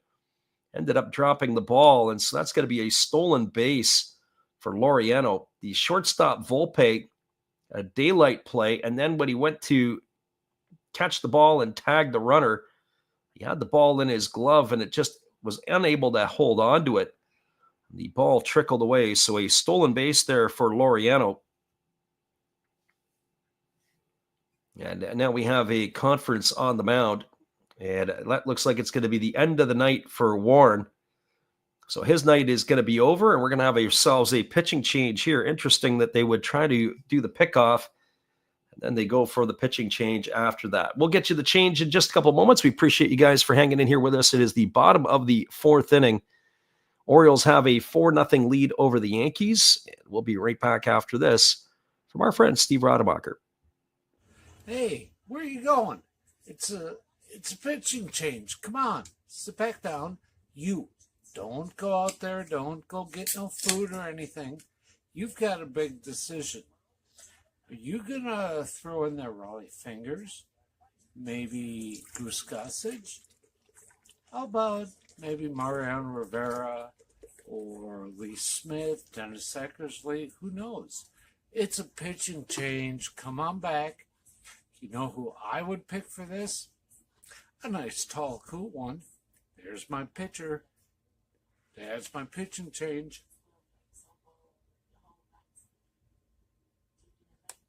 That's a winning combination. Come see my channel. You know, every day is opening day. And according to Bob, I must be in the front row. Blah. Welcome back, everybody. The Yankees are going to their bullpen. It is going to be Ryan Yarbrough who is coming on in relief. Yarbrough, who had begun his career with the Tampa Bay Rays, has been a little bit traveled over the last few seasons. I got to say, I kind of like this left-hander, and I think he would be well served if he can, not just for the Yankees, but for any ball club. The 33-year-old veteran broke in 2018 with Tampa Bay. He pitched just over 5 seasons with that ball club. He then ended up with Kansas City. He was also with the Dodgers. He's also spent time in Toronto and came to the Yankees at the end of last season. In 7 games this year, he's worked 11 2/3 innings. He's allowed 12 hits, 7 runs, all of which have been earned. He's walked 5 and struck out 13, and he is going to be entrusted here to face the top of the order in Cedric Mullins. So he is familiar with the American League East as he spent the majority of his time that Tampa Bay Ray organization. 16 wins for the lefty back in 2018. As the first pitch is a breaking ball that really didn't break, but Cedric Mullins couldn't hold up and check his swing, and the count is quickly 0-1 to Mullins. Yankees have the infield in. They're going to try to cut the runoff at the plate as the pitch from Yarbrough is on the way. It's a breaking ball that misses way outside. The count is 1-1. Don't want to let this game get any further away from them. So 1 ball and 1 strike. Our friend Gracie Lynn provided the answer to that in the chat, as she said it was Wally Pipp, Dave Robertson, and Cy Williams. As there's a breaking ball that misses inside, and the count is 2-1. I probably wouldn't have got the first two. Wally Pipp, I guess, if I would have had time to think about it, would have been one as well. Remember Wally Pipp after he got displaced by Lou Gehrig. He went on, and I believe, I can't remember where exactly he finished his career. There's a fastball that misses upstairs, and the count goes to 3-1. 3 balls and 1 strike. Sometimes I've always second guessed myself depending upon what the pitch was. That pitch was a pitch that was up in the zone, and they referred to it as a sinker on the tracker. I definitely know that wasn't a sinker. Here's the pitch. It's a breaking ball swung on and fouled away, and the count goes to 3-2. Sometimes they don't always give you the right analysis per se. So 3 balls and 2 strikes to Mullen. Runner at third is Laureano. 1 gone here in the 4th inning. As the lefty Yarborough works himself to the set position. Here comes the pitch. 3-2 on the way. Fastball misses down. It's going to be ball 4. And Mullins is going to draw himself a walk, and that is going to bring up the shortstop in Gunnar Henderson.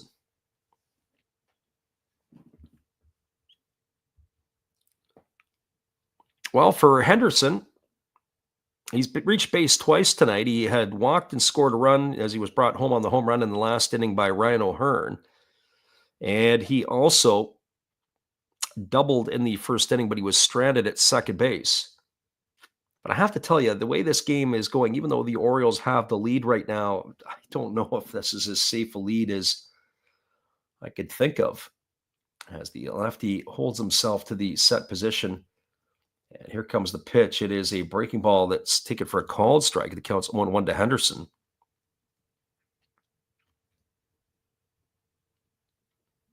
Gotta like Gunnar Henderson if you are a fan of the Orioles. I really like his play. He's off to a slow start this year.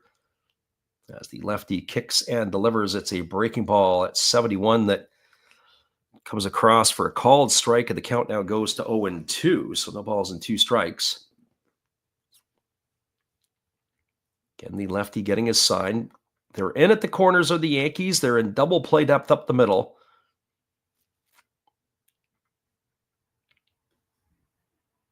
Runner at third is Laureano. Runner at first is Mullins.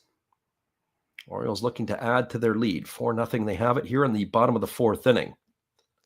Yarborough works himself to the set position. Here comes the pitch. He kicks and delivers. It's a fastball that just misses off the outside corner. That pitch looked pretty good. Now that's the home cooking we talk about. That's what I would expect for the home team not to be able to get those calls. Gracie Lynn says, I'm not sure a 10-0 lead would be safe. Yeah, I know the feeling. There's a fastball that is swung on and fouled away, and the count remains at 1-2 to Henderson. Just be able to keep this game close. I know the Yankees, with all that firepower that they have in their lineup, they could put runs on the board in a hurry. Also curious to see how Sagano's going to respond. He's been sitting in the dugout for a little bit here. Obviously, the early pitching change. As the pitch is on the way, it is a slow breaking ball, waved out and missed. Oh, Henderson was way out in front of it. How is it 72 miles an hour on the gun? And in some ways, it looked like it might have been 72 kilometers coming out of the hands of Ryan Yarborough. He had Mountcastle completely fooled on that one, as he's in the books for the second out of the inning. Well, that's going to bring up the catcher in Adley Rutschman. And for Rutschman, he is 0 for 1 tonight officially. He flew out to left in his first time up, but he walked and scored a run. He was brought home on the home run by Ryan O'Hearn.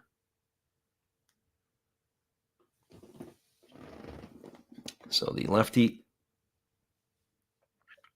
going back to work here, getting his sign from his catcher Wells as he works himself set, now delivers. Breaking ball that's taken for a called strike. The count is 0-1. So no balls and 1 strike it is.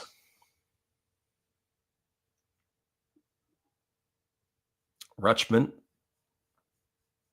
waiting here on the offering from the lefty who works himself to the set. Now he kicks and delivers. There's a fastball that misses upstairs, and the count runs even to 1-1. 1 ball and 1 strike. As we mentioned, the Yankees had played a doubleheader against the Blue Jays yesterday. and took both ends of that. There's not a full slate tonight around Major League Baseball. We'll get you caught up on the scores as we move along. There's a fastball that swung on and fouled away down the right field line, and the count is 1-2 to Gunnar Henderson. The other games that are going around Major League Baseball, the Nationals and the Mets went off earlier today. That game is currently the only final, and the Mets went off all right. I actually thought about calling that game, and thank goodness we didn't. Mets won that one 19-5.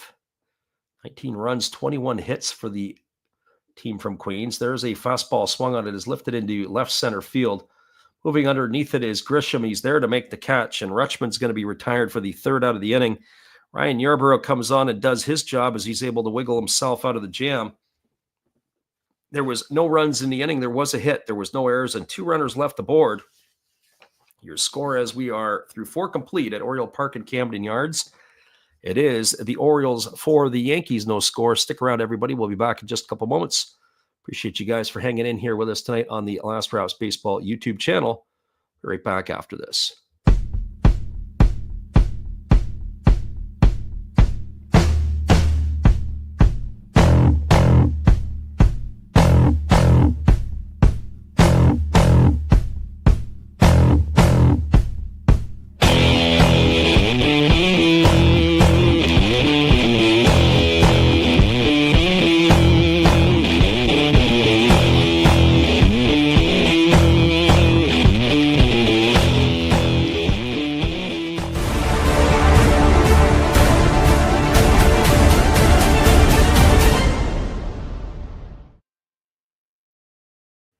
Yeah, we know it's not the NPB, but join our Facebook page as we have a Facebook group, the Japan Baseball Report.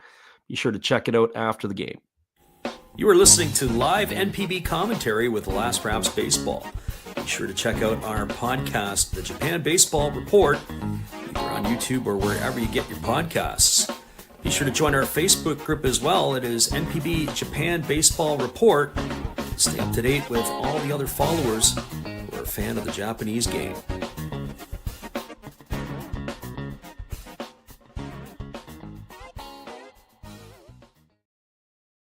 Welcome back, everybody. We're moving to the top of the 5th inning, and the Yankees are going to be sending Trent Grisham, Aaron Judge, and Cody Bellinger to the plate, as they're going to be facing Tomoyuki Sagano, who will come out for his 5th inning of work. Sagano, 76 pitches through 4 innings, not the most economical, that is for certain. He has thrown 47 for strikes. He has been able to get his strike rate up for sure, as he did start off not very well in the 1st inning, but he has settled down. Here comes the first offering to Trent Grisham. It's a breaking ball, take it for a called strike. The count is quickly 0-1. Now the right-hander starting to get some home calls because he wasn't getting that call earlier in the ball game.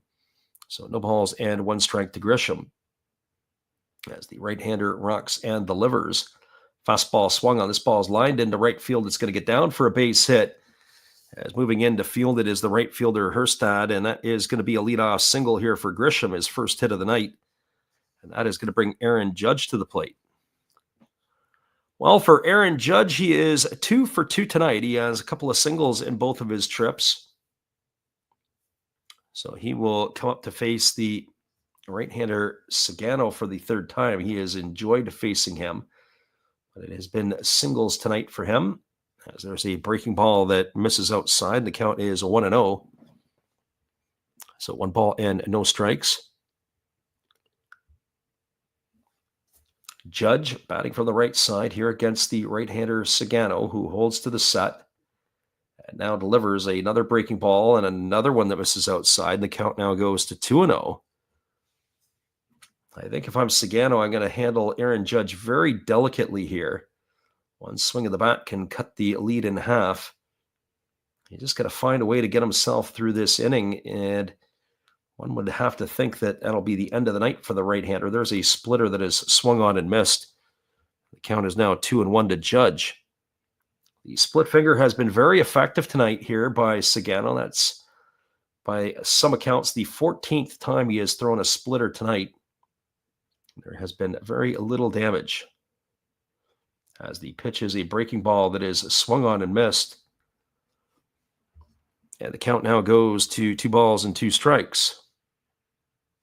So 2-2 here. I think somebody has left us something through the PayPal. We appreciate you there for listening in, as there's been a donation to the channel, I do believe. As the pitch is on the way, it's a fastball swung on and lifted down the right field line, and the count remains at 2-2. So 2 balls and 2 strikes.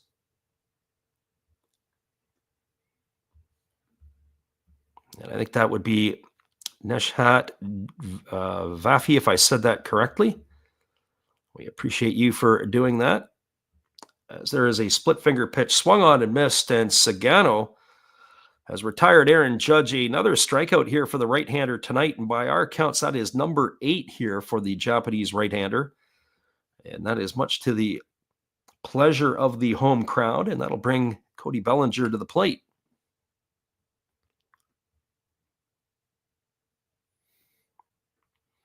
Well, for Bellinger, he is officially 1-for-1 tonight. He also has drawn a walk, and he takes a first pitch fastball for a called strike on the outside corner. Count is 0-1 to Bellinger. So no balls and 1 strike. And SGG TV back in the house here. We appreciate you for being here. As the right-hander again works himself into the set. And here's the pitch. It is a changeup that misses down and away, and the count is 1-1. It's been a very interesting performance here by Sagano tonight. He has been very, very good at times. And then there's other times, as we said in the first inning, where he did struggle, but the professionalism of the right-hander here to be able to get himself out of jams has been, and the composure that he's kept as that fastball misses up and away is the veteran in him. And depending upon what happens here will dictate whether he is able to come back for another inning. We'll have to wait and see. As the 2-1 is on the way, there's a changeup that misses down and away, and the count's 3-1. And if it was the Japanese league, well, you'd be just getting warmed up. Still, Trevor Bauer the other night went for 129 pitches over 8 innings. I'm sure that Bauer was probably in the dugout barking at the manager, wanting to come back for the 9th. Here's the 3-1. Fastball taken right down the middle for a called strike. The count is 3-2. So I'm going to bet dollars to donuts here that we're going to see a splitter coming to Cody Bellinger. And if I'm Cody Bellinger, he's probably going to swing and miss. That's me in advance. Here comes the 3-2 pitch on its way. Oh, fastball right down the middle. He pops it up into left field, and Laureano underneath it. He's there to make the catch. I would have thought splitter, but Sagano threw him a fastball center cut, and he's going to be gone for the second out of the inning, and it's going to leave it all up to the first baseman, Paul Goldschmidt. Well, for Goldschmidt, he's 0-for-2 tonight. He has struck out both of his times. They do have action in the Oriole bullpen. It is Baker and Soto who are up and throwing now. As the right-hander Sagano delivers a first pitch breaking ball that misses down and away, and the count is 1-0. So 1 ball and no strikes. Goldschmidt has struggled here against the right-hander. So I would suspect that this is going to be the end of the night, one would think, for the right-hander. There's a breaking ball that just misses down to Goldschmidt, and the count goes to 2-0. So 2 balls and no strikes. Tomoyuki Sagano is waiting here on the offering, or ready here to give the offering to Goldschmidt, who kicks and fires. It is a breaking ball taken for a called strike. The count now goes to 2-1. Wonder what kind of tricks he's got up his sleeve here. For Paul Goldschmidt, as the right-hander works himself to the belt. Here's the pitch. Changeup that is swung on and fouled off over on the third base side. Count is 2-2 to Goldschmidt. Yeah, one of the interesting numbers on Sagano, he's got 9 strikeouts in his previous 5 starts, and he's got 8 here tonight. That's pretty impressive. As the right-hander holds set, here comes the pitch. Fastball up in the zone. It is lifted into straightaway center field. This ball is going to be trouble. Going back, leaping, and making the catch at the wall is Cedric Mullins, and that is going to do it, as Paul Goldschmidt is going to be gone for the 3rd out of the inning. What a way to end it, as that ball there was on its way out of the park, and Cedric Mullins brings it back. No runs in the inning. There was a hit. There was no errors, and there was 1 runner left aboard. Tomoyuki Sagano, all intents and purposes, his night's probably done. We are now moving to the bottom half of inning number 5. It is the Orioles 4 and the Yankees no score. We'll be back in just a few. We appreciate you guys for jumping in here with us tonight on the Last Raps Baseball YouTube channel.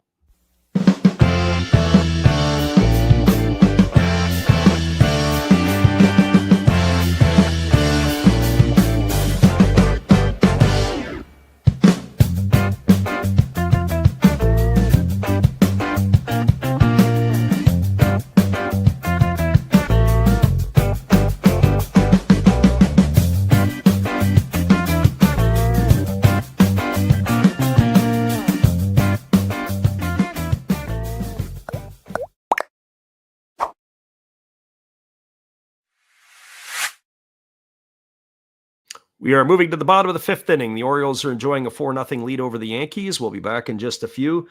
It is the Last Raps Baseball YouTube channel. We'll be back after the musical timeout.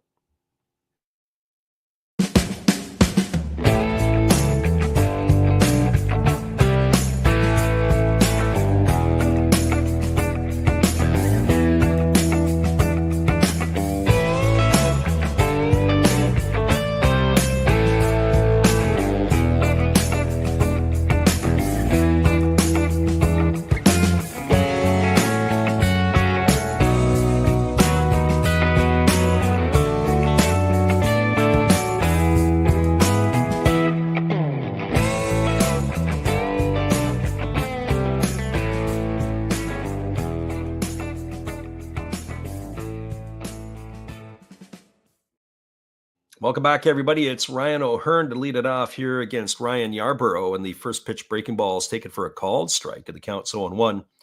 O'Hearn, Mountcastle, and Herstad here to face the left-hander Yarborough, who has come out for his 2nd inning of work, as he delivers a breaking ball that misses down and away, and the count now goes to 1-1. So 1 ball and 1 strike to O'Hearn. O'Hearn delivered the big blow tonight, hitting the 3-run homer in the 3rd inning to give the Orioles a 4-0 lead, as he swings at a breaking ball and taps that one foul, and the count goes to 1-2.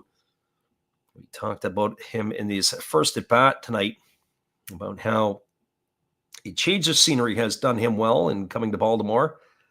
Lots was expected of him in Kansas City, and it never came to fruition. So the second opportunity has paid dividends for the designated hitter of the Orioles, as there's a breaking ball that misses outside, and the count goes to 2-2. So 2 balls and 2 strikes. Keegan Aiken is up and throwing now in the bullpen for the Orioles. As I said, I don't think we're going to see Sagano any further. This is a breaking ball that is check swing fouled away, and the count is 2-2 to O'Hearn. Sagano, 95 pitches, only 59 for strikes. When you take away that first inning, he would have been 46 for 69, which would have been much more palatable. As the pitch is on the way, it's a fastball swung on his chop slowly over to second. Chisholm has to come in. Hurry fields it, throws on the run, and O'Hearn is in the books on a ground out 4-3. He's gone for the first out of the inning. That is going to bring up the first baseman in Ryan Mountcastle. Well, for Mountcastle, he's 0 for 2. He has struck out both of his times to the plate. So 0 for 2 tonight in this one.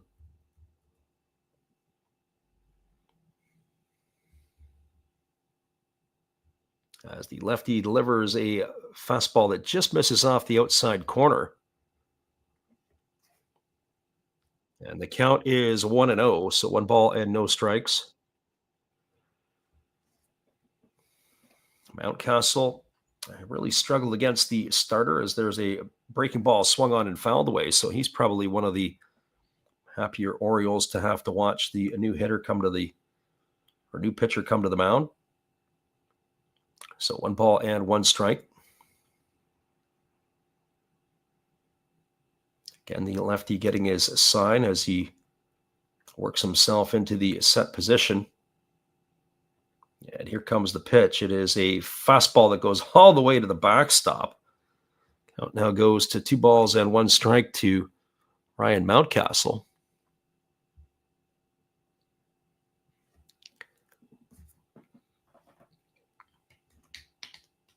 Yankees and Orioles here, bottom of the 5th inning. It is a 4-0 lead for Baltimore. The big blast was that 3-run shot off the bat of Ryan O'Hearn.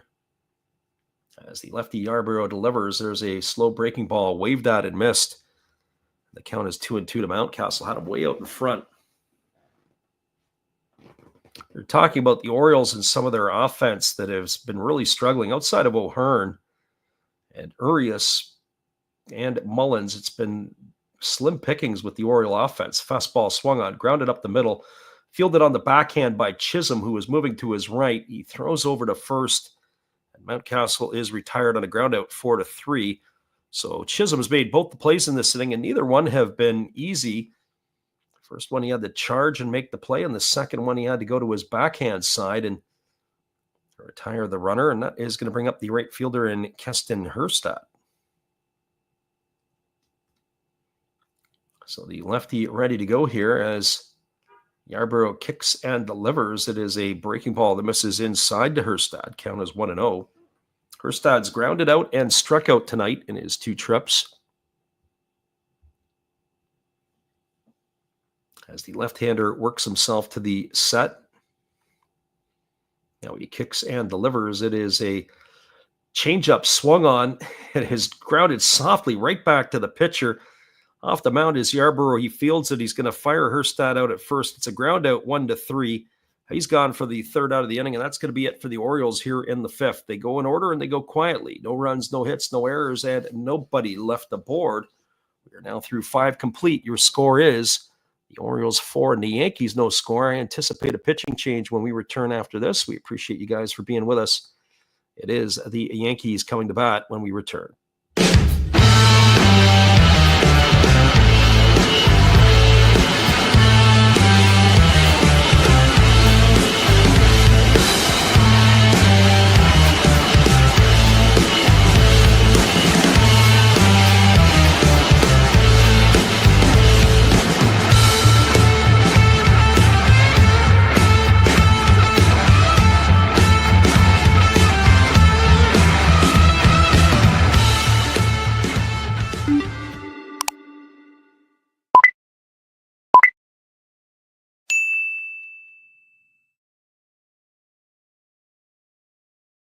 Hello, this is Eric Fox, formerly of the Oakland A's and Texas Rangers baseball teams.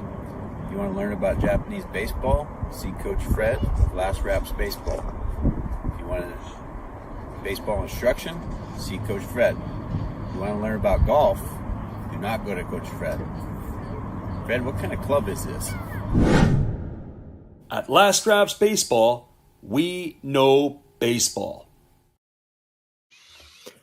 Welcome back, everybody. It is going to be the 5, 6, and 7 hitters to come to bat for the Yankees in their half of inning number 6.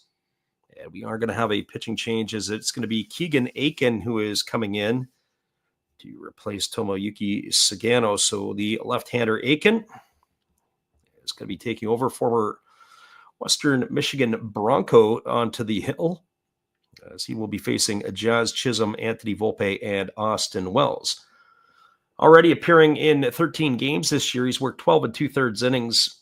He has himself an ERA of 2.84. Aiken has been a steady piece out of the Oriole bullpen, as he is getting ready to face the left-handed hitting Chisholm as he kicks and delivers a breaking ball that misses inside. Count is quickly 1-0. So Sagano's night is done, and he will be in line for the win if the Orioles can keep the score in their favor, as there is a breaking ball that is swung through and missed, and the count goes even at 1-1. So 1 ball and 1 strike. Chisholm, Volpe, and Wells. As we said here in inning number 5, there's a breaking ball that drops in for a called strike, and the count goes to 1-2. So 1 ball and 2 strikes.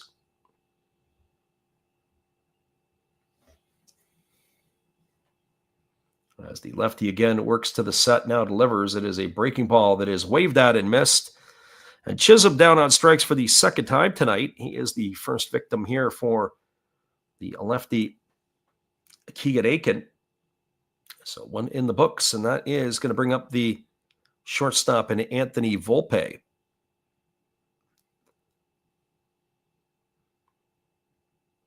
So for Volpe, he is officially 0 for 2 tonight. He's bounced into a fielder's choice, and he's flown to center, and he takes a first pitch fastball down for a ball, and the count is 1-0. Volpe batting from the right side here against the left-handed throwing Aiken, who works himself to the belt. Now the pitch on the way is a changeup that catches the outside corner, and the count goes even at 1-1. It's a dangerous pitch there as he left that one up in the zone. So 1 ball and 1 strike. Again, the left-hander works again. He kicks and fires a fastball that misses upstairs. The count goes to 2-1 on Volpe. So 2 balls and a strike. Baltimore Orioles in the lead here 4-0. As the Yankees bat the top of the 6th, it is a changeup swung on and fouled right into the catcher, Adley Rutschman, and the count is 2-2. I'd have to say that is the start tonight that Tomoyuki Sagano has given the Orioles as a shot in the arm for them, especially after the weekend they had in Detroit, getting broomed by the Tigers to come out and go 5 shutout innings. Has given the Orioles a chance here against the Yankees in Game 1 of the series. There's a breaking ball that is lifted foul down the right field line. And the count remains at 2-2. The Tigers are playing some pretty good baseball right now in Detroit. That is for certain.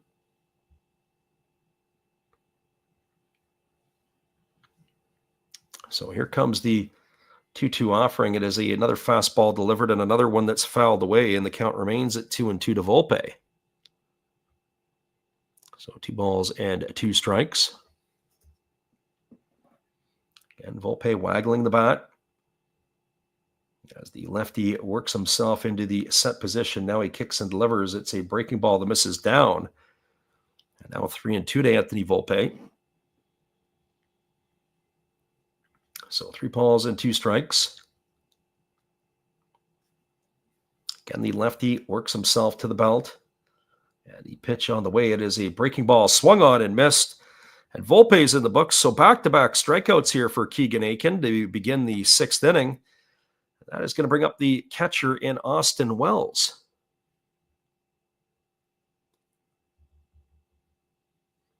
Well, for Wells, he's 0 for 2 tonight.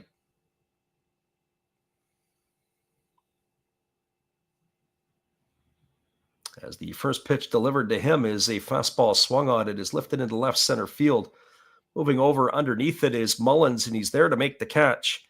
And that is going to be it here for the Yankees in their half of the 6th inning. They go quietly, no runs, no hits, no errors, nobody left aboard as they go in order. Your score as we move to the bottom of the 6th inning, it is the Orioles 4 and the Yankees no score. Stick around, everybody. We'll be back in just a few. Appreciate you guys for hanging in here with us tonight on the Last Raps Baseball YouTube channel. Here is, once again, our friend Steve Rademacher. Be sure to go check him out after the game and let him know Last Raps Baseball sent him. Hello, guys. Thank you for joining Freddie here on his baseball game. And I'm Steve Rademacher, and my channel is really all about everybody, including all my international friends. We have such stuff as non-sport packs from Canada, the OP Cheese. We have the Greek Freak. We have money from around the world. We have lira. We have yen. We have francs. We have pounds. We have Deutschmarks. We have all kinds of cool stuff like that. We even have some cooler things like Japanese women wrestlers and OPC baseball cards where I cannot read the back. We even have unopened material like the royal family, I know it's backwards, from London, England. Thank you for watching. Back to Freddie. Appreciate you there, Steve. And we'll be back in just a couple moments with all the action after this musical timeout.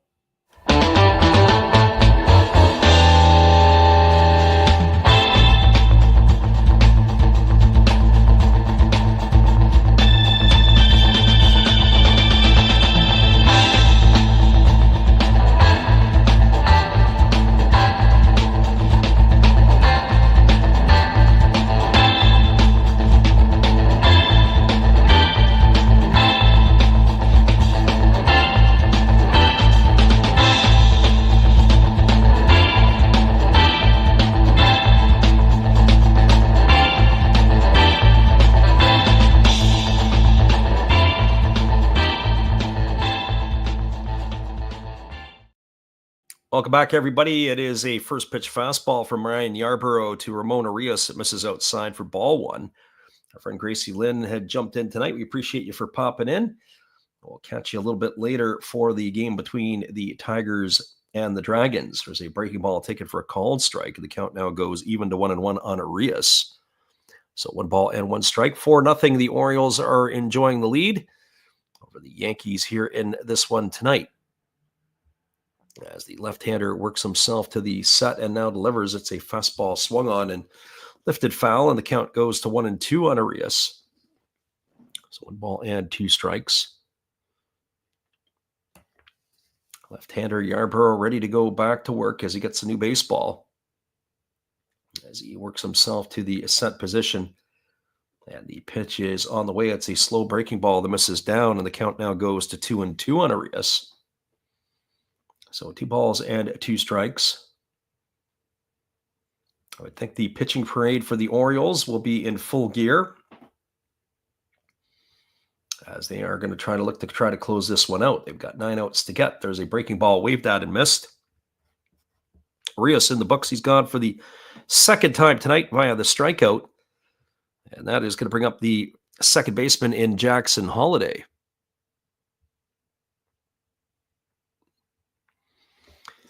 Well, for Jackson Holliday, he is 1 for 2 tonight. He's got a single and 2 trips. He has also scored the first run of the game for the Orioles as the lefty holds to the set, now delivers a breaking ball that is swung on, is lifted into left field.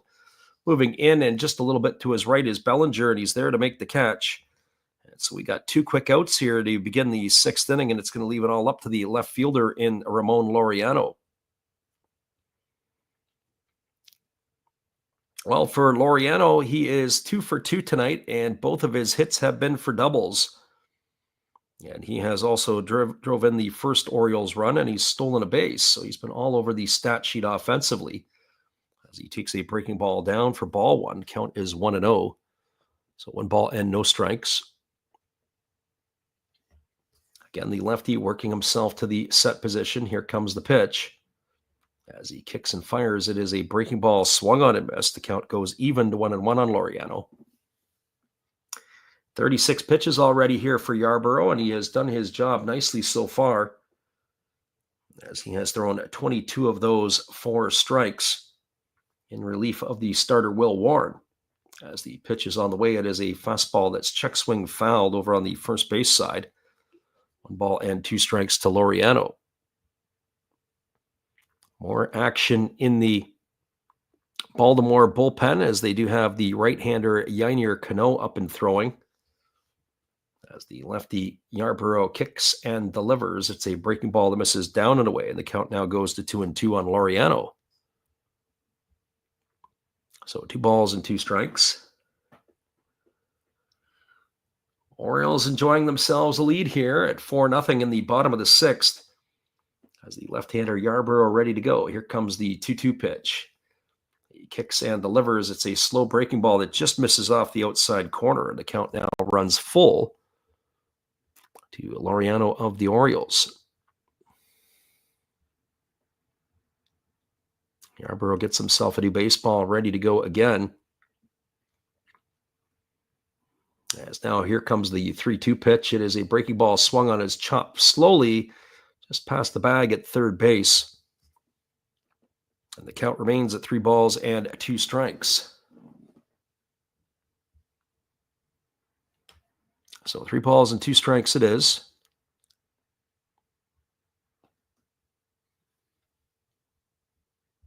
Again, the lefty working himself to the set position, and now he's ready to deliver. He kicks and fires. It is a breaking ball that is taken for a called third strike. Laureano, he stood there and watched that one go by for out number 3. And that's going to do it here for the Orioles in their half of the third inning. They had no runs in the inning, no hits, no errors, nobody left the board. They go in order. 2/3 of the game is now in the books as we move to the top of the 7th. Your score is Baltimore 4, New York no score. Stick around, everybody. We'll be back in just a little bit. Appreciate for those of you who have stuck around, and for those of you who haven't, well, you don't know what you're missing. We'll be right back after this.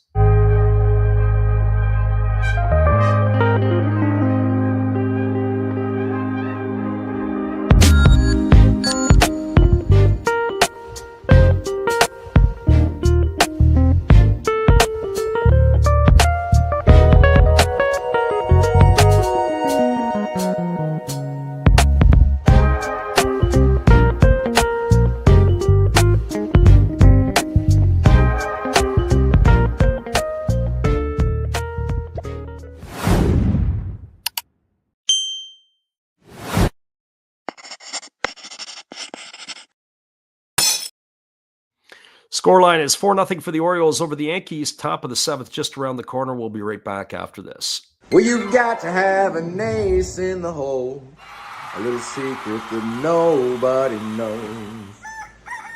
Life is a gamble, a game we all play, but you've got to save something for a rainy day. You've got to learn to play your cards right if you expect to win in life. Don't put it all on the line for just one roll. You've got to have an ace in the hole.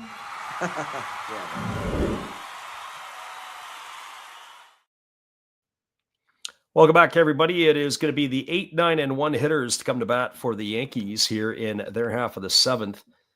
Lefty Keegan Aiken is staying on for his second inning of work. The first pitch delivered to Jason Dominguez. This is up and in for ball 1. Dominguez batting from the right side for the first time tonight. Swings at a changeup and lifts that one foul into the seats behind the first base side of home plate. Dominguez 1 for 2 tonight, has a single in 2 trips. He's also struck out, but that was against the starter, Tomoyuki Sagano. As the lefty Keegan Aiken works to the set, now delivers. There's a fastball swung on and missed. Count now goes to 1-2 on Dominguez. 4-0 Orioles have the lead, top of the 7th here.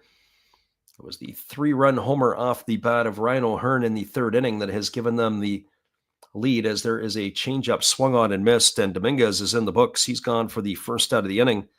It's the 3rd strikeout recorded tonight by Keegan Aiken. And if you're keeping track, that would also be the 12th recorded by Orioles pitchers here in this one tonight. That is going to bring up the 3rd baseman, Oswaldo Peraza, as he is 0 for 2 in this one. He struck out looking, and he had flown out to left field. But before that happens, it looks like Keegan Aiken is going to get the hook. So 4 batters faced. He retired all 4 he faced. He gets himself a standing ovation. It's going to be Yainer Cano who is coming on in relief, and we're going to be back in just a couple moments with all the action right after this. Hang tight, everybody. It is a pitching change, and it is a timeout. We'll be right back in just a couple moments after this. Hello, everybody. Steve Rodmacher coming back at you again. And during this pitching change, for a change of pace, let's open some baseball cards. We'll get through these quickly. 2023 Topps Big League. We have rookie card of Tyler Freeman to go along with a Matt Chapman. And why not a Jake Cronenworth? Shoot 'em, Jake! We do have a rookie card of Brett Beatty. That's pretty cool to go along with the uncommon Carlos Correa. pretty common to me, but what do I know? Trey Mancini to go along with a rookie of Kodai Senga. Freddie, tell them about Kodai. And one of my favorites, Devin Williams of my Milwaukee Brewers. All right, looks like the pitcher's coming in. Freddie, you can take over now. Appreciate you there, Steve, and the support you give to our channel. It is Steve Rademacher. Be sure to check him out after the game. It is going to be the reliever Yainer Cano coming in, the 31-year-old right-hander. Is going to be coming on in relief of Keegan Aiken. He is about to make his 10th appearance of the year. And for Cano, he has been pretty electric so far this season. He has worked 8 2/3 innings. He's only allowed 5 hits. He's walked 1 and struck out 8. And he has yet to allow a earned run. So Yainer Cano on in relief here of Keegan Aiken. And so he is slated to face Peraza. Then the top of the order, Trent Grisham here with 1 out in the 7th inning. So the Orioles back into their bullpen is going to have to try to win this one for them. Yankees are starting to run out of outs as they've got 8 left to play with. Here's the first pitch. It's a 95-mile-an-hour fastball that misses up and in. The count is 1-0. Well, there's Oswaldo Cabrera. Originally, he was in the starting lineup, but he is in the pinch hit here for Peraza. So welcome to the game, and you got to face Yainer Cano. So Cabrera takes a fastball down and away, and the count goes to 2-0. We had mentioned in the starting lineup tonight, originally he was in the starting lineup a couple hours before game time, and then he was a late scratch. As the pitch is on the way, it is a fastball that swung on and missed, and the count goes to 2-1 on Cabrera. So 2 balls and 1 strike. Orioles in the lead here, 4-0, top of the 7th inning. Yankees batting here with 1 gone. As Cano holds to the set position, here comes the pitch. And that is a fastball that is swung on and missed, and the count now is 2 balls and 2 strikes. So 2-2 here to Cabrera. Yankees had their opportunities to score runs. They left the bases stranded in the first inning full of Yankees. As there is a fastball that misses outside, it's now 3-2.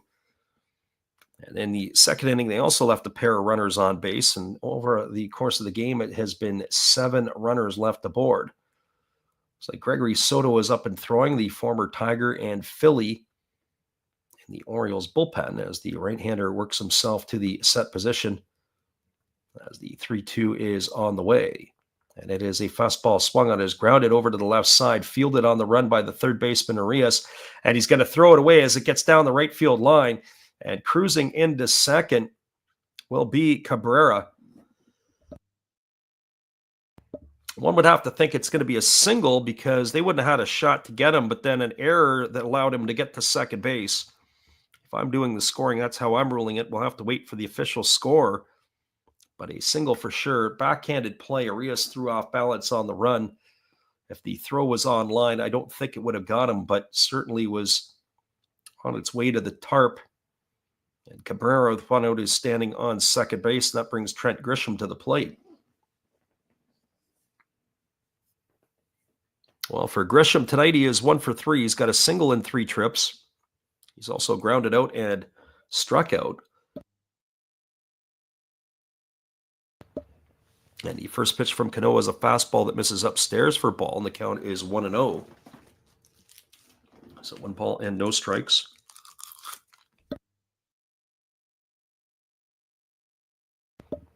Cano working himself to the set position, kicks and delivers. There's another fastball that misses down, and the count goes to 2-0.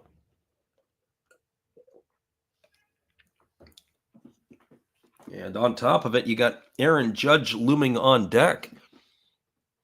This is not exactly the script that the Orioles have drawn up here, bringing in Cano. The 2-0 on the way. Fastball swung on, hit through the 4-hole into right field. And that is going to hold Cabrera at third. That's going to put runners at the corners. So he had to freeze because it looked like it was a line drive.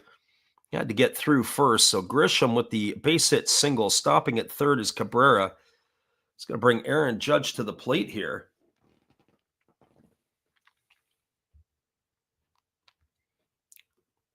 as he bats here with one gone in the 7th inning.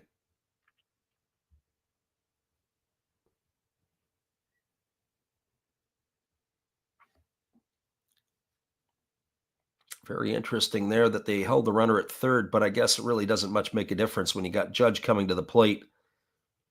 You're going to have a couple of opportunities to potentially bang some runs home. Here's the first pitch to Judge. It's a fastball that misses down, and the count is 1-0.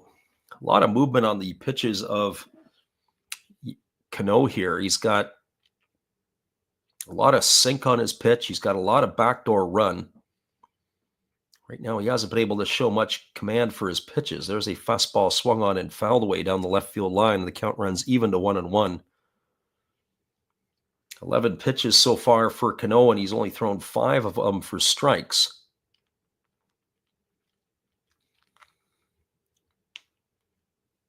Again, the right-hander Cano leans in. He gets his sign from his catcher Adley Rutschman, and now he kicks and delivers. It's a breaking ball that misses down, and the count goes to 2-1 on Judge.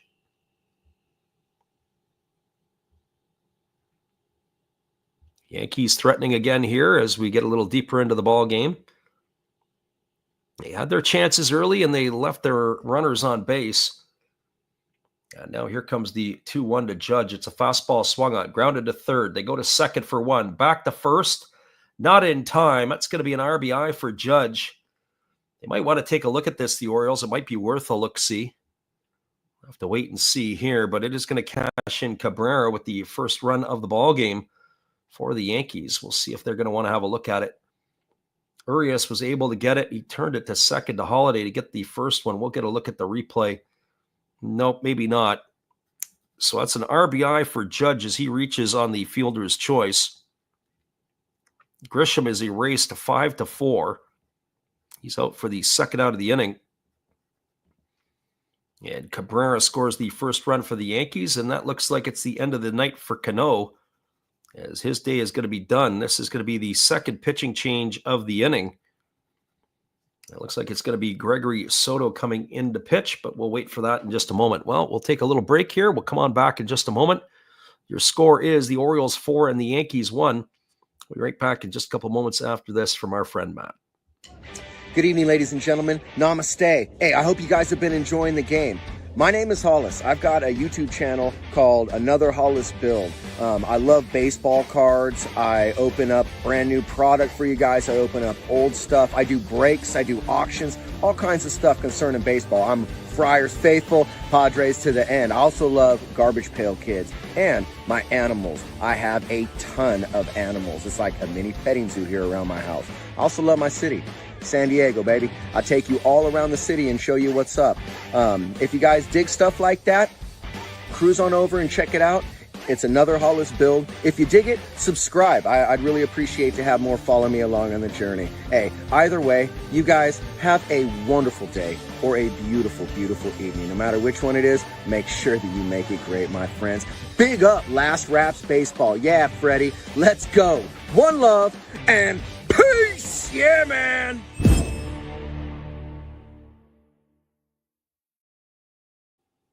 Welcome back, everybody. It is going to be Gregory Soto who is coming on in relief here for the Orioles, as he is going to take over to face Cody Bellinger. For Gregory Soto on the year, the 30-year-old left-hander is making his 12th appearance for Baltimore. He brings an 0-1 record to the table. He's worked 9 2/3 innings, allowing 9 hits, 4 runs, all of which have been earned. He's walked 5 and struck out 10. A former All-Star with the Detroit Tigers. He spent the last half season with Baltimore last year as he was a mid-season trade. He'd spent a couple of years in the Phillies organization. So Soto, who is coming on here in relief, has been a power left-handed arm out of the bullpen. So he is going to be entrusted to face Cody Bellinger, who is 1 for 2 tonight. And he's also drawn a walk, a lefty-lefty matchup, as the first pitch is a fastball at 96. It misses down and away for ball 1. Count is 1-0. The fourth pitcher used tonight by the Orioles, after the departed Tomoyuki Sagano, who had shut out the Yankees through their first 5 innings. There was a ground ball hit over to second Dropping to the knee as Holiday fields it. He throws to first, and that is going to retire Bellinger. It's a ground out 4-3, and he has gone for the third out of the inning, and that will do it for the Yankees here in the seventh. Well, they get one run back.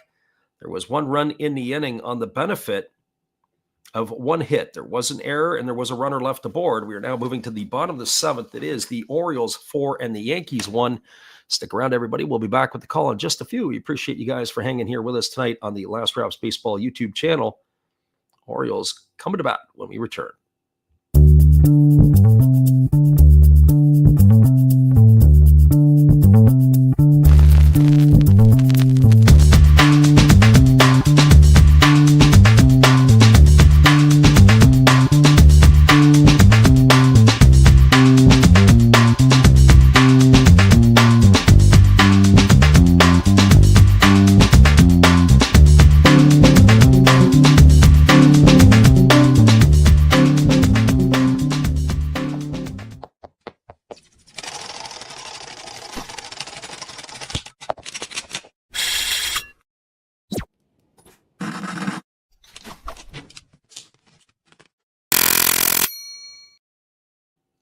Four to one, the Orioles lead it as we move to the bottom of the seventh. We'll be right back after this musical timeout.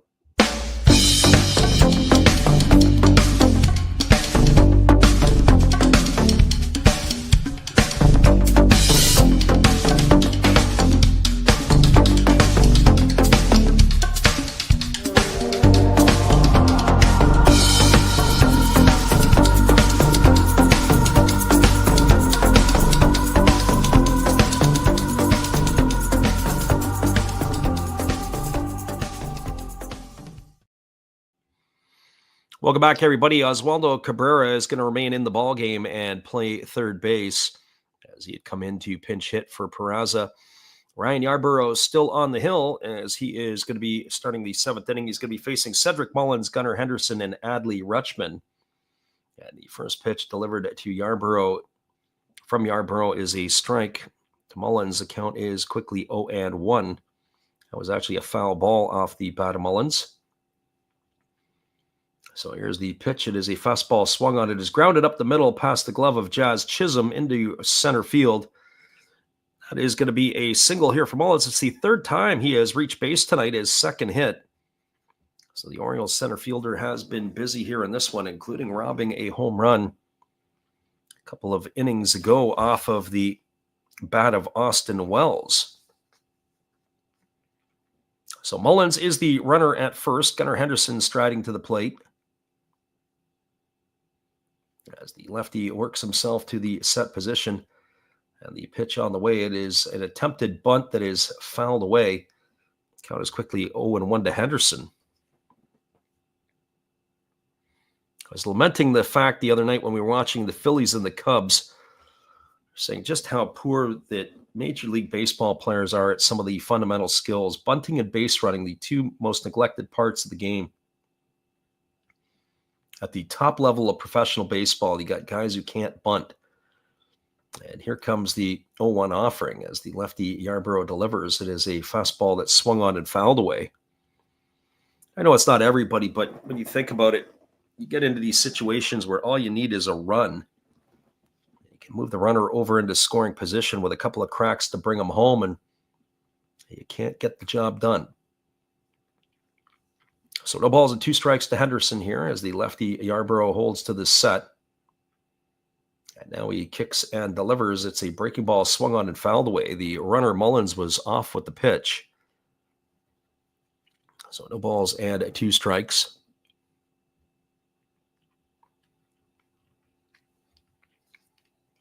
Four 4-1 lead here for the Orioles, bottom of the seventh inning. Yankees have trailed all through the ballgame. It was one run in the second off an RBI double from the bat of Laureano and a three-run homer by Ryan O'Hearn that had the Orioles up in front. There's a breaking ball that misses down and away. Count is 1-2. The Yankees were able to claw with one back in that last half inning. A single by Cabrera. He reached second on the air on the overthrow by Arias. And he was brought home on a ground out by Aaron Judge. As they throw over to first base and diving back in time is the base runner Mullins.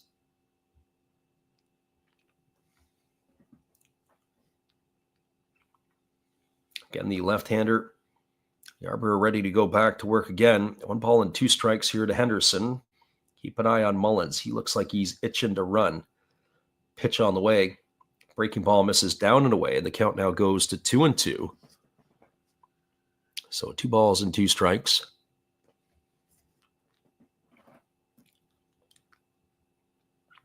Henderson sporting a mustache here. Looked like he could fit right in with the Yankees and all their mustaches that we've seen tonight. As the pitch is on the way, it's a fastball swung on, grounded up the middle. Volpe fields it. He steps on the bag. He throws to first, and that is going to be a double play. It is going to go in the books just as a 6-3 variety. Mullins raced at second base on the first part of the double play, and on the back end, Henderson. That's going to leave it all up to the catcher, Adley Rutschman, and that was the perfect example right there. Not able to get a bunt down early in the at-bat. Could have maybe moved the runner into scoring position. And then you end up grounding into the double play, and now you've got no ducks on the pond. So Rutschman stepping to the plate. He's 0 for 2 tonight. He's flown to left and to center. He's also walked and scored a run. So Rutschman standing in here, ready to face the lefty Yarbrough for the first time. There is action up in the Yankee bullpen. But one would have to think that Yarbrough may be given every opportunity to finish off the inning. He is at 49 pitches right now. He's had a very good performance here tonight, has been Yarbrough. He's worked 3 1/3, only allowing 1 hit. As the first pitch on the way to Rutschman is a fastball swung on. It is going to be looped softly into left field. It's going to get down for a base hit. Bellinger will pick it up and he'll fire it back in. It's going to be a single here for Rutschman. I would assume that Yarbrough should have at least one more batter in him if it's Ryan O'Hearn here who is coming to the plate. O'Hearn is 1 for 3 tonight. He's got a home run in 3 trips. He's banged in 3 of the 4 Oriole runs. With that home run back in the 3rd inning, it was his 5th of the year. As the lefty Yarbrough delivers a breaking ball, it's taken for a called strike. The count is quickly 0-1 to O'Hearn. So no balls and 1 strike. Lefty-lefty matchup as the lefty ready to go as he holds himself set. And there is a breaking ball again, this time swung on and missed, and the count now goes to 0-2 on O'Hearn. So no balls and 2 strikes.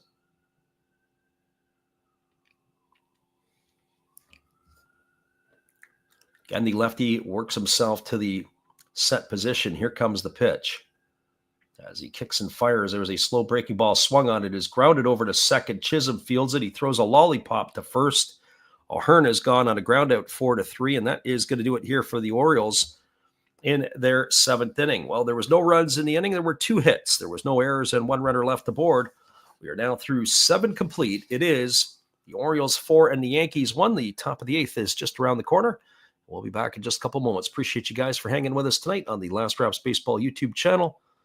Be right back after this from our friend Steve Rademacher.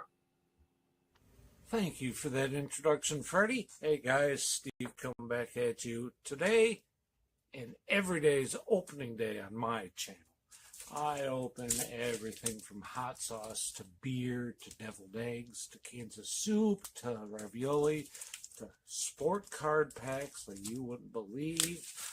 I open blasters of stuff. I open regular boxes of stuff. Speaking of hot sauce, I open hot sauce, which is often gifted to me from the community.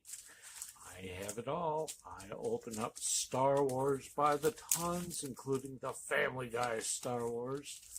I have a bunch of wrestling that I do open, and I do non-sport cards like crazy.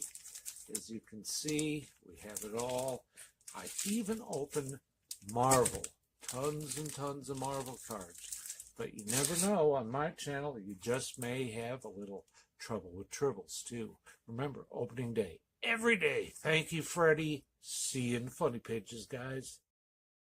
That's right, everybody. We'll be back in just a moment. It is the top of the 8th inning when we return.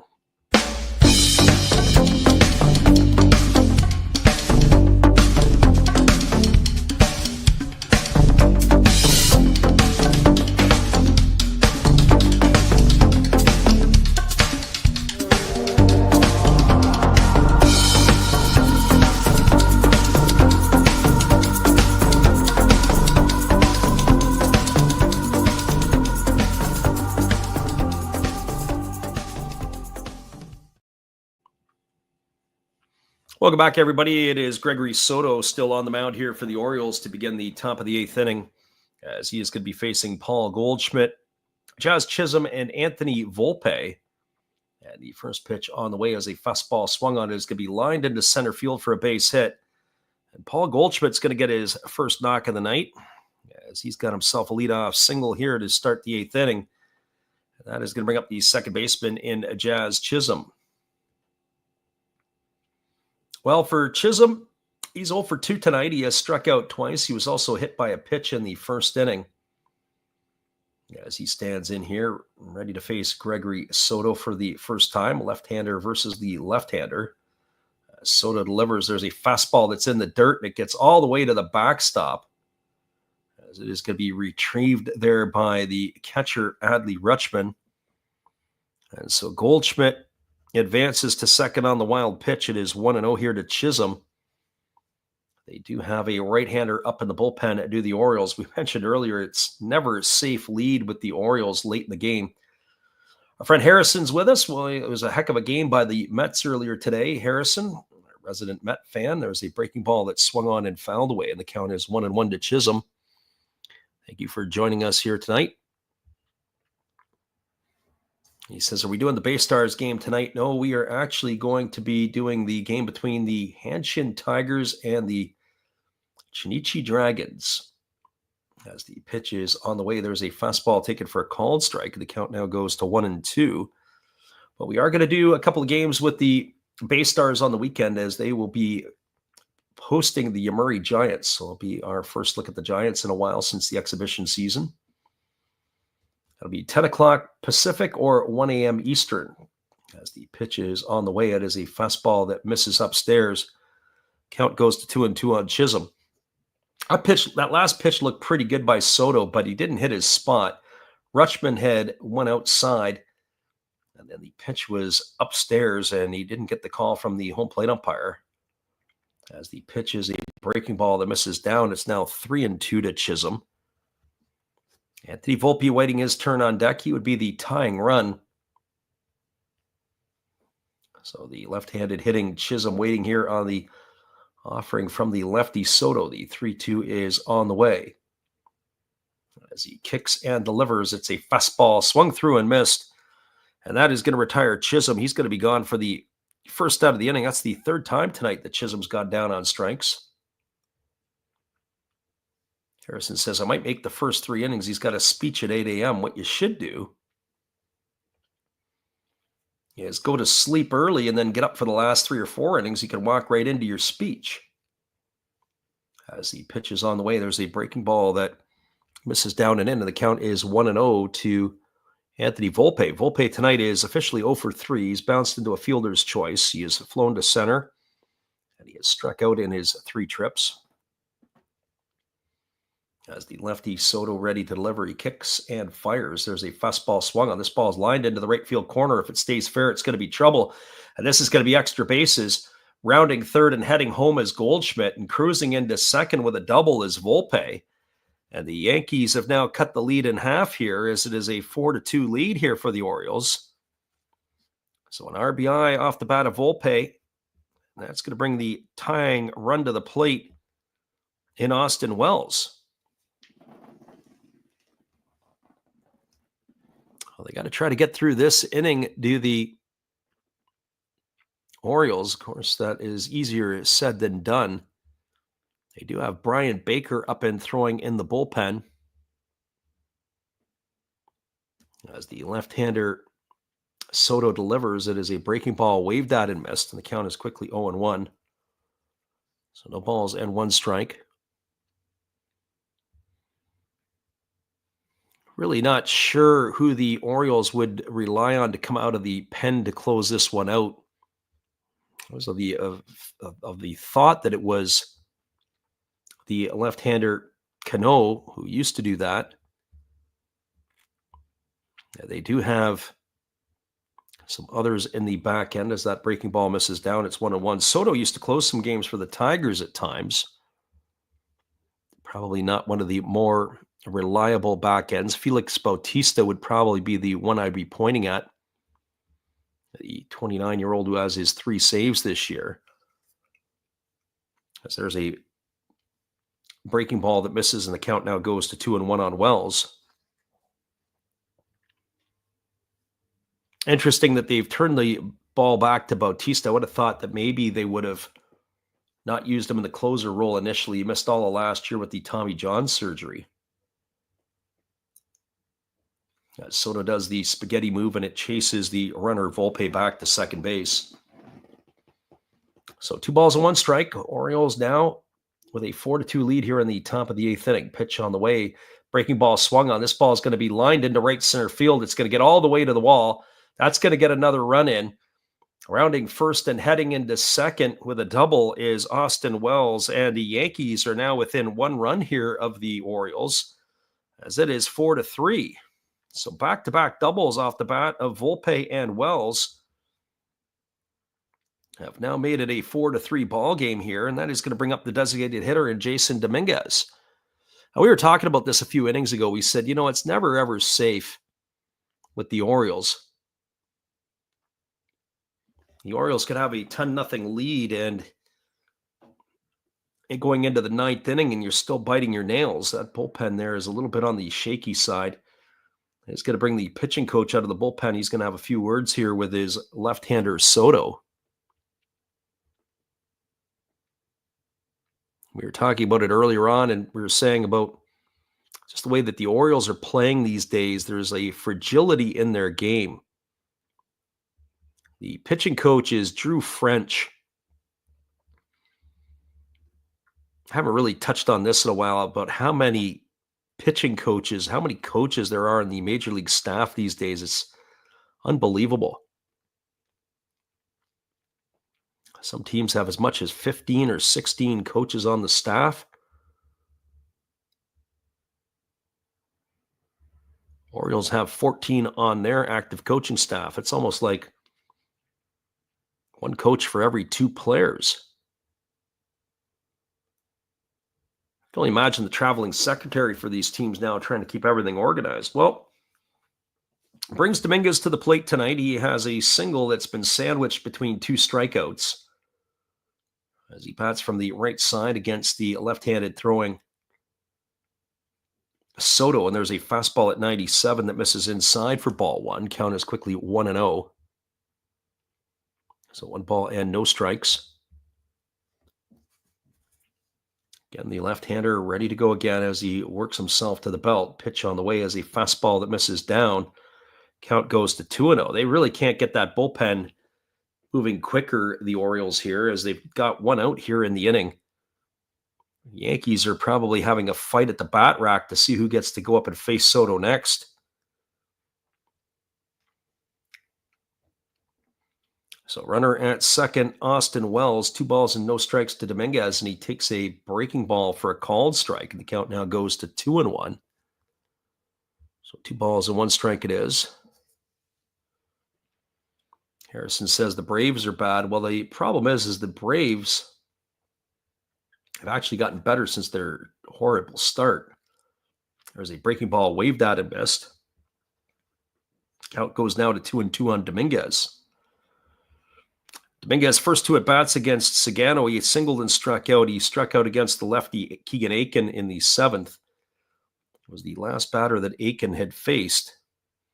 It has not been an easy night here for Soto. The pitch on the way is a fastball that misses down. Count now runs full to Jason Dominguez. 20 pitches so far here for Gregory Soto in this one.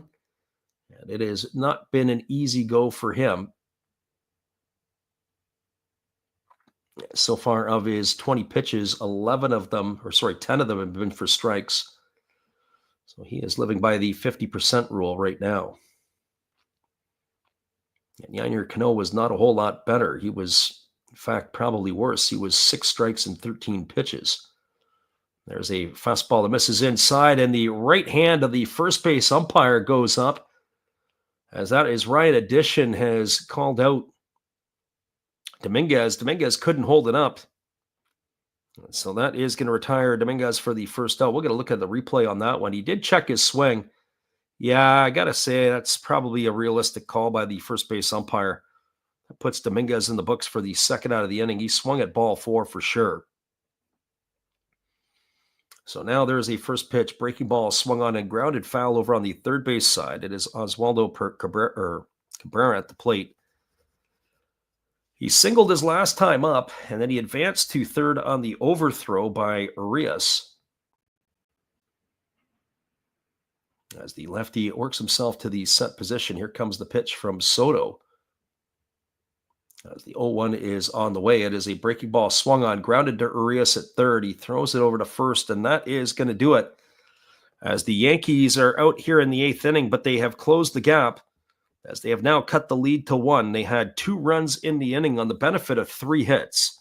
There was no errors, and there was a runner left aboard. We're now moving to the bottom of the eighth inning. Your score is the Baltimore Orioles 4 and the New York Yankees 3.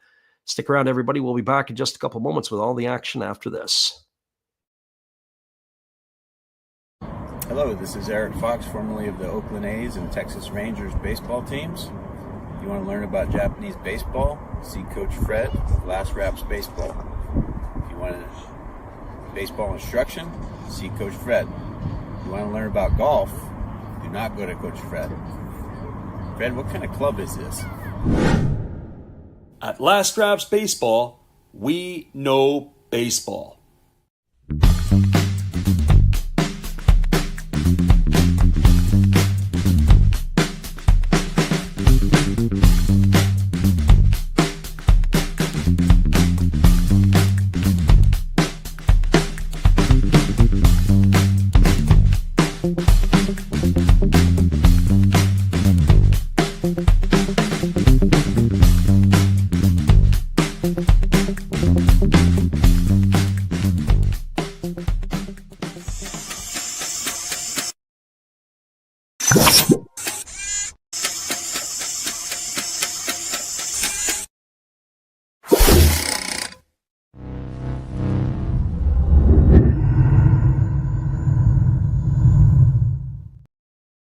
Welcome back, everybody. It is a pitching change as the Yankees are going to their bullpen. It is going to be Devin Williams, who is coming on a non-safe situation. They have fired him from their bullpen or their closing role for the time being, as he has really struggled in the back end. He's making his 11th appearance of the year. He has 4 saves to his name in 5 opportunities. He has pitched in 8 innings. He's allowed 12 hits, 12 runs, 10 of which have been earned. He has walked 7 and struck out 8, and he has himself a fluffed up ERA at 11.25. So he'll be in situations like this until he can sort himself out. But once he can get through this, one would expect he will move back into the closer's role. So Williams, who's best known for his changeup, he is pretty electric. He's got a lot of movement on his pitches. It's his first season with the Yankees, as the right-hander ready to face Ryan Mountcastle here to begin the 8th. And the first pitch at 93 is a fastball that misses outside. Count is 1-0. Mountcastle, Hurstad, and Urias to face the right-hander here in the bottom of the 8th. Yankees found themselves in a hole 4-0, and they have clawed themselves back with a run in the 7th and 2 in the 8th. As the right-hander Williams delivers, it's a fastball swung through and missed. And the count is 1-1 to Mountcastle. Mountcastle has struck out twice tonight and grounded out in his 3 trips to the plate. He has really struggled to begin the 2025 campaign as the right-hander kicks and delivers. It's a fastball swung on and lifted foul right behind home plate. And the count goes to 1-2 strikes on Mountcastle. Williams was the 2020 Rookie of the Year, and he's a 2-time All-Star. But all that gets thrown out the window. It's the "what have you done for me lately" syndrome, as there is a changeup swung on and missed. That's the electric changeup we normally witness from Williams, as Mountcastle's in the books for the first out of the inning. He's going to bring up Keston Hurstad to the plate. That ball has got a lot of depth. It is a circle change. As it comes in, has a lot of downward depth to the pitch. Fun to watch. I saw him warm up in the bullpen a couple of years ago in Seattle, as there's a changeup that misses down, and the count is 1-0 to Hurstad. And just watching him, the way that he's able to make his ball dance is very, very impressive. Fred Harrison says the Mets have a better record than the Yankees. Yeah, it's early, though. As there is a changeup swung on and missed. The count is even at 1-1. It's all said and done. I think the Yankees will be in the mix for the American League East. But I do think that the improved play of the Dodgers, really disappointing of the Orioles. Blue Jays their offense isn't very good. There's a fastball swung on and fouled away. It's 1-2 to Hurstad. And Tampa Bay is always pesky. I think it's probably going to come down to the Yankees and the Red Sox in the American League East, but it's still early in the season. We're only not even 30 games deep yet, not even to the quarter pole. Fastball misses upstairs, and the count goes to 2-2 on Hurstad. Here in the bottom of the 8th inning, one gone here. Looking ahead to the 9th, the Yankees will send the top of the order to the plate. We'll see how that plays out. As one would expect, Felix Bautista will be taking to the hill. There's a fastball that misses upstairs, and the count is 3-2. And it is Bautista up in the bullpen, getting himself ready to go. So 3 balls and 2 strikes to Hurstad. One gone here in the 8th inning. Devin Williams works himself to the set. Here comes the pitch. Kicks and delivers. It is a changeup swung on and fouled right in front of home plate, as that is going to keep the count at 3-2. So 3 balls and 2 strikes. Reminder, if you guys are up late night, be sure to check out the NPB game that we'll do between the Tigers and the Dragons. We'd love to have you in for the show. So here comes the pitch from the right-hander. It is a fastball swung on, and this one's lifted foul down the left field line. Count remains at 3-2 to Keston Hurstad.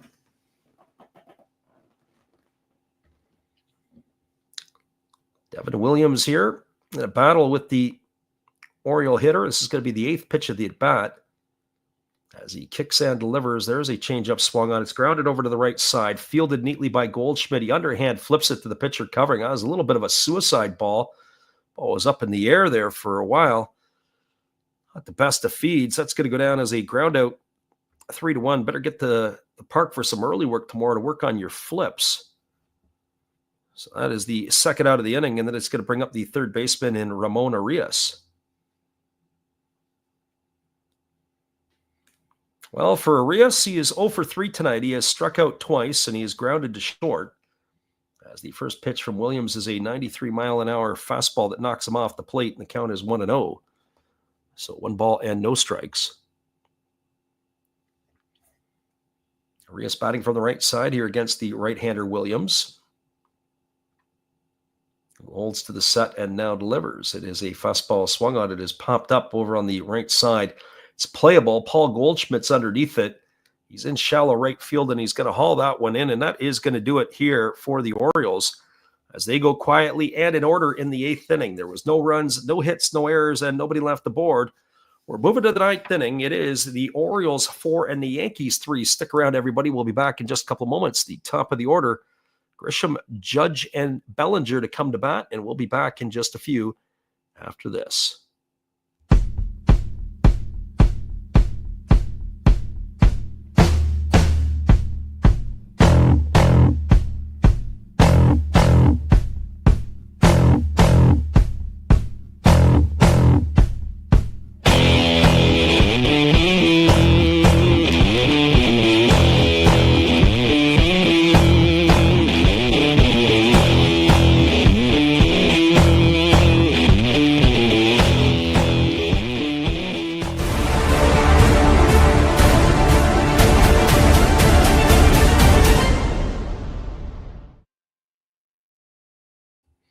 We are moving to the 9th inning. It is the top of the 9th, 4-3 for the Orioles. We'll be right back after this. Well, you've got to have an ace in the hole, a little secret that nobody knows. Life is a gamble, a game we all play, but you've got to save something for a rainy day. You've got to learn to play your cards right if you expect to win in life. Don't put it all on the line for just one roll. You've got to have an ace in the hole. Welcome back, everybody. We are moving ourselves to the top of the ninth inning, and the Yankees will be sending the top of the order, Grisham, Judge, and Bellinger, to come to bat, as they are going to be facing a reliever here. It is going to be Felix Bautista, who will be replacing Gregory Soto here for the ninth inning. So Felix Bautista on in relief, as he will be facing the top of the order. 7 games this year. He is 3 for 3 in save opportunities. He's worked 7 innings. He's got himself an ERA of 2.57. So Bautista here on in relief. Trent Grisham strides to the plate. He's 2 for 4 tonight. He's got a couple of singles. There is a defensive change as Dylan Carlson has moved into left field. Ramon Laureano has moved over to right, as they have replaced Keston Herstad. As the first pitch from Bautista on the way. Fastball at 96 that backs Grisham off the plate for ball 1. I have to say, Grisham probably, at this point, batting .311 this season, is off to one of his finer starts, one of the best seasons of his career early on. As the right-hander Bautista delivers a fastball that misses upstairs, and the count now goes to 2-0. So 2 balls and no strikes to Grisham. And you think about it, the game is a 4-3 game. Grisham actually misplayed that ball. I thought the Orioles score that first run way back in the early part of the game. There's a fastball swung on it. Is popped up on the left side of the infield. It's playable. Moving over underneath it was Urias, but he's been called off by Henderson, who's there to make the catch, and that is going to retire Grisham for the first out of the innings. So 1 up and 1 away. And that is going to bring up Aaron Judge to the plate. Well, for Judge, he is 2 for 3 tonight.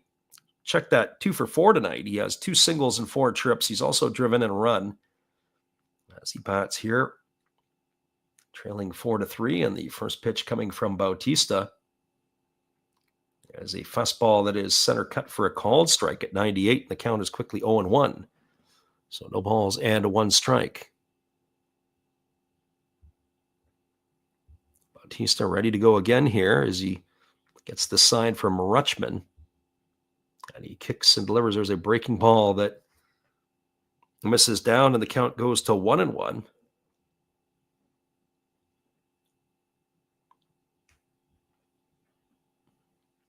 So 1 ball and 1 strike. As the righty holds to the belt, and he kicks and delivers.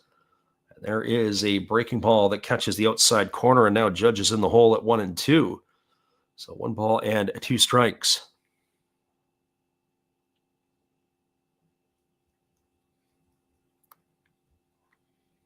Right-hander Bautista looking to seal the deal here for the Orioles. 1 ball and 2 strikes to Judge as he's asked for time. And now he's got to get himself back in the box here again. 1 ball and 2 strikes to Judge. As the right-hander Bautista holds to the set, here comes the pitch. He kicks and delivers. It's a split-finger pitch, swung on and fouled away, and the count remains at 1-2. Good piece of hitting there by Judge to stay alive, as he was able to battle that off here from the closer Bautista. So 1 ball and 2 strikes it is. Bautista kicks and delivers. There is a fastball swung on and missed. And Judge is in the books. He's gone for the second out of the inning, and that's going to leave it all up to the left fielder and Cody Bellinger. So now the Yankees are down to their final out, as the Orioles are trying to get themselves a victory here. And Bautista steps off the backside of the rubber as he's playing some gamesmanship here with Cody Bellinger.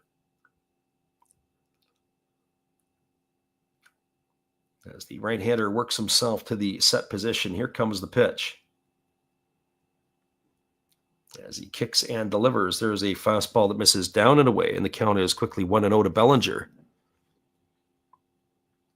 Bellinger tonight has got a single and 3 trips. He's also drawn a walk. Bautista kicks and delivers. There's a fastball that misses down and away, and the count goes to 2-0. Doesn't get any easier after Bellinger. You've got Paul Goldschmidt waiting on deck. If you're going to finish somebody, you got to finish it right here. Here comes the 2-0. As the pitch is on the way, it's a fastball that misses upstairs, and the count goes to 3-0 on Bellinger. Don't want the go-ahead run to come to the plate. Ryder, once this game is done, we'll do a full wrap-up from around Major League Baseball before we sign it off for the night. And we'll give you the recap on this one. There's a fastball center cut for called strike, and the count is 3-1 to Bellinger. So 3 balls and a 1 strike.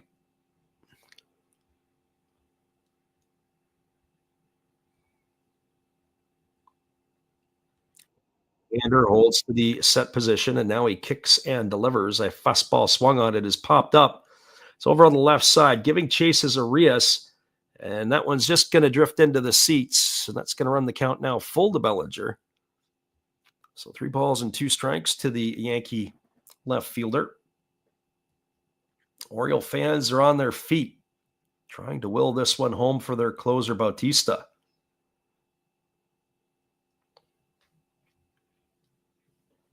Three balls, 2 strikes. Now the Yankees down to their final strike as the right-hander holds set again.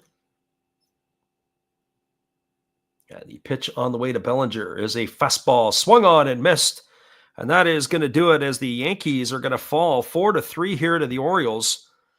Yankees go in order here in the 9th inning. No runs, no hits, no errors, and nobody left aboard. Your final score is the Baltimore Orioles 4 and the New York Yankees 3. Stick around, everybody. We'll wrap this up for you in just a couple moments. Go through the out-of-town scoreboard and call it a night.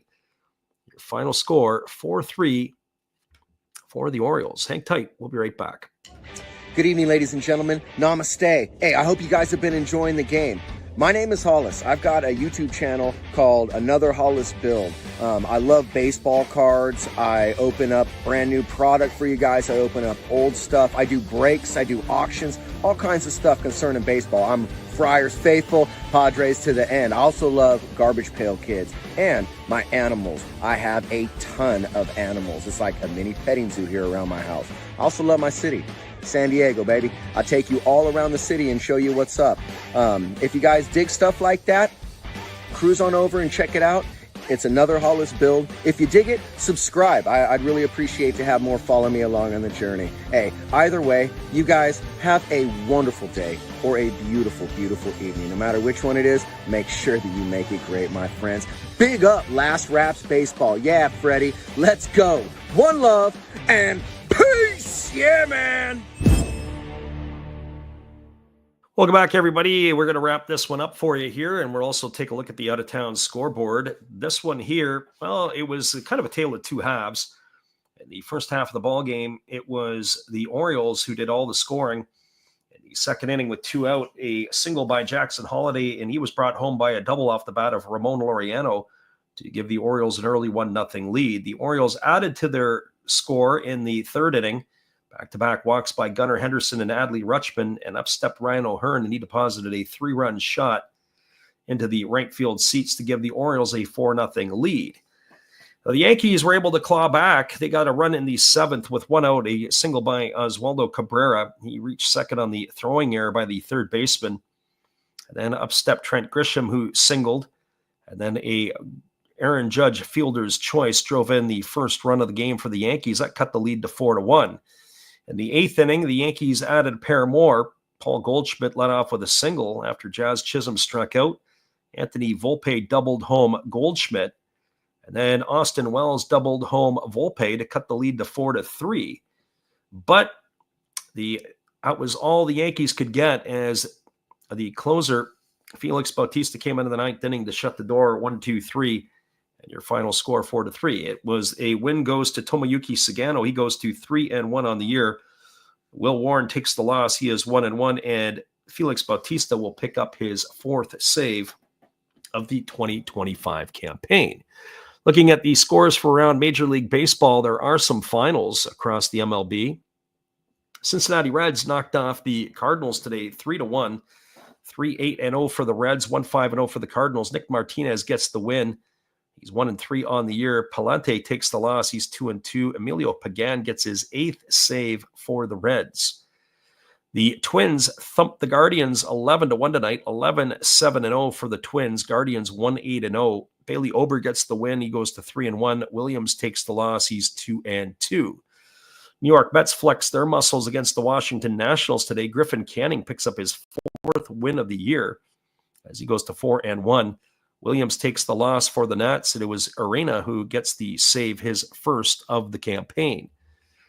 Other games that are currently underway, the Tigers have a 3-2 lead over the Astros. That is in the top of the 5th inning. The top of the 5th inning as well, it's the Athletics and the Rangers tied at 0. And in the bottom of the 3rd inning, the Rockies have a 3-2 lead over the Braves. And later start tonight, the Marlins are playing at the Dodgers at Dodger Stadium in Los Angeles. Well, once again, your final score, 4-3. We appreciate everybody who did listen in and stopped in tonight. We look forward to seeing you guys again a little bit later as we do some Japanese baseball in about 3.5 hours' time. Have a great night, everybody, and we will see you again a little bit later tonight. Have a great night, everybody.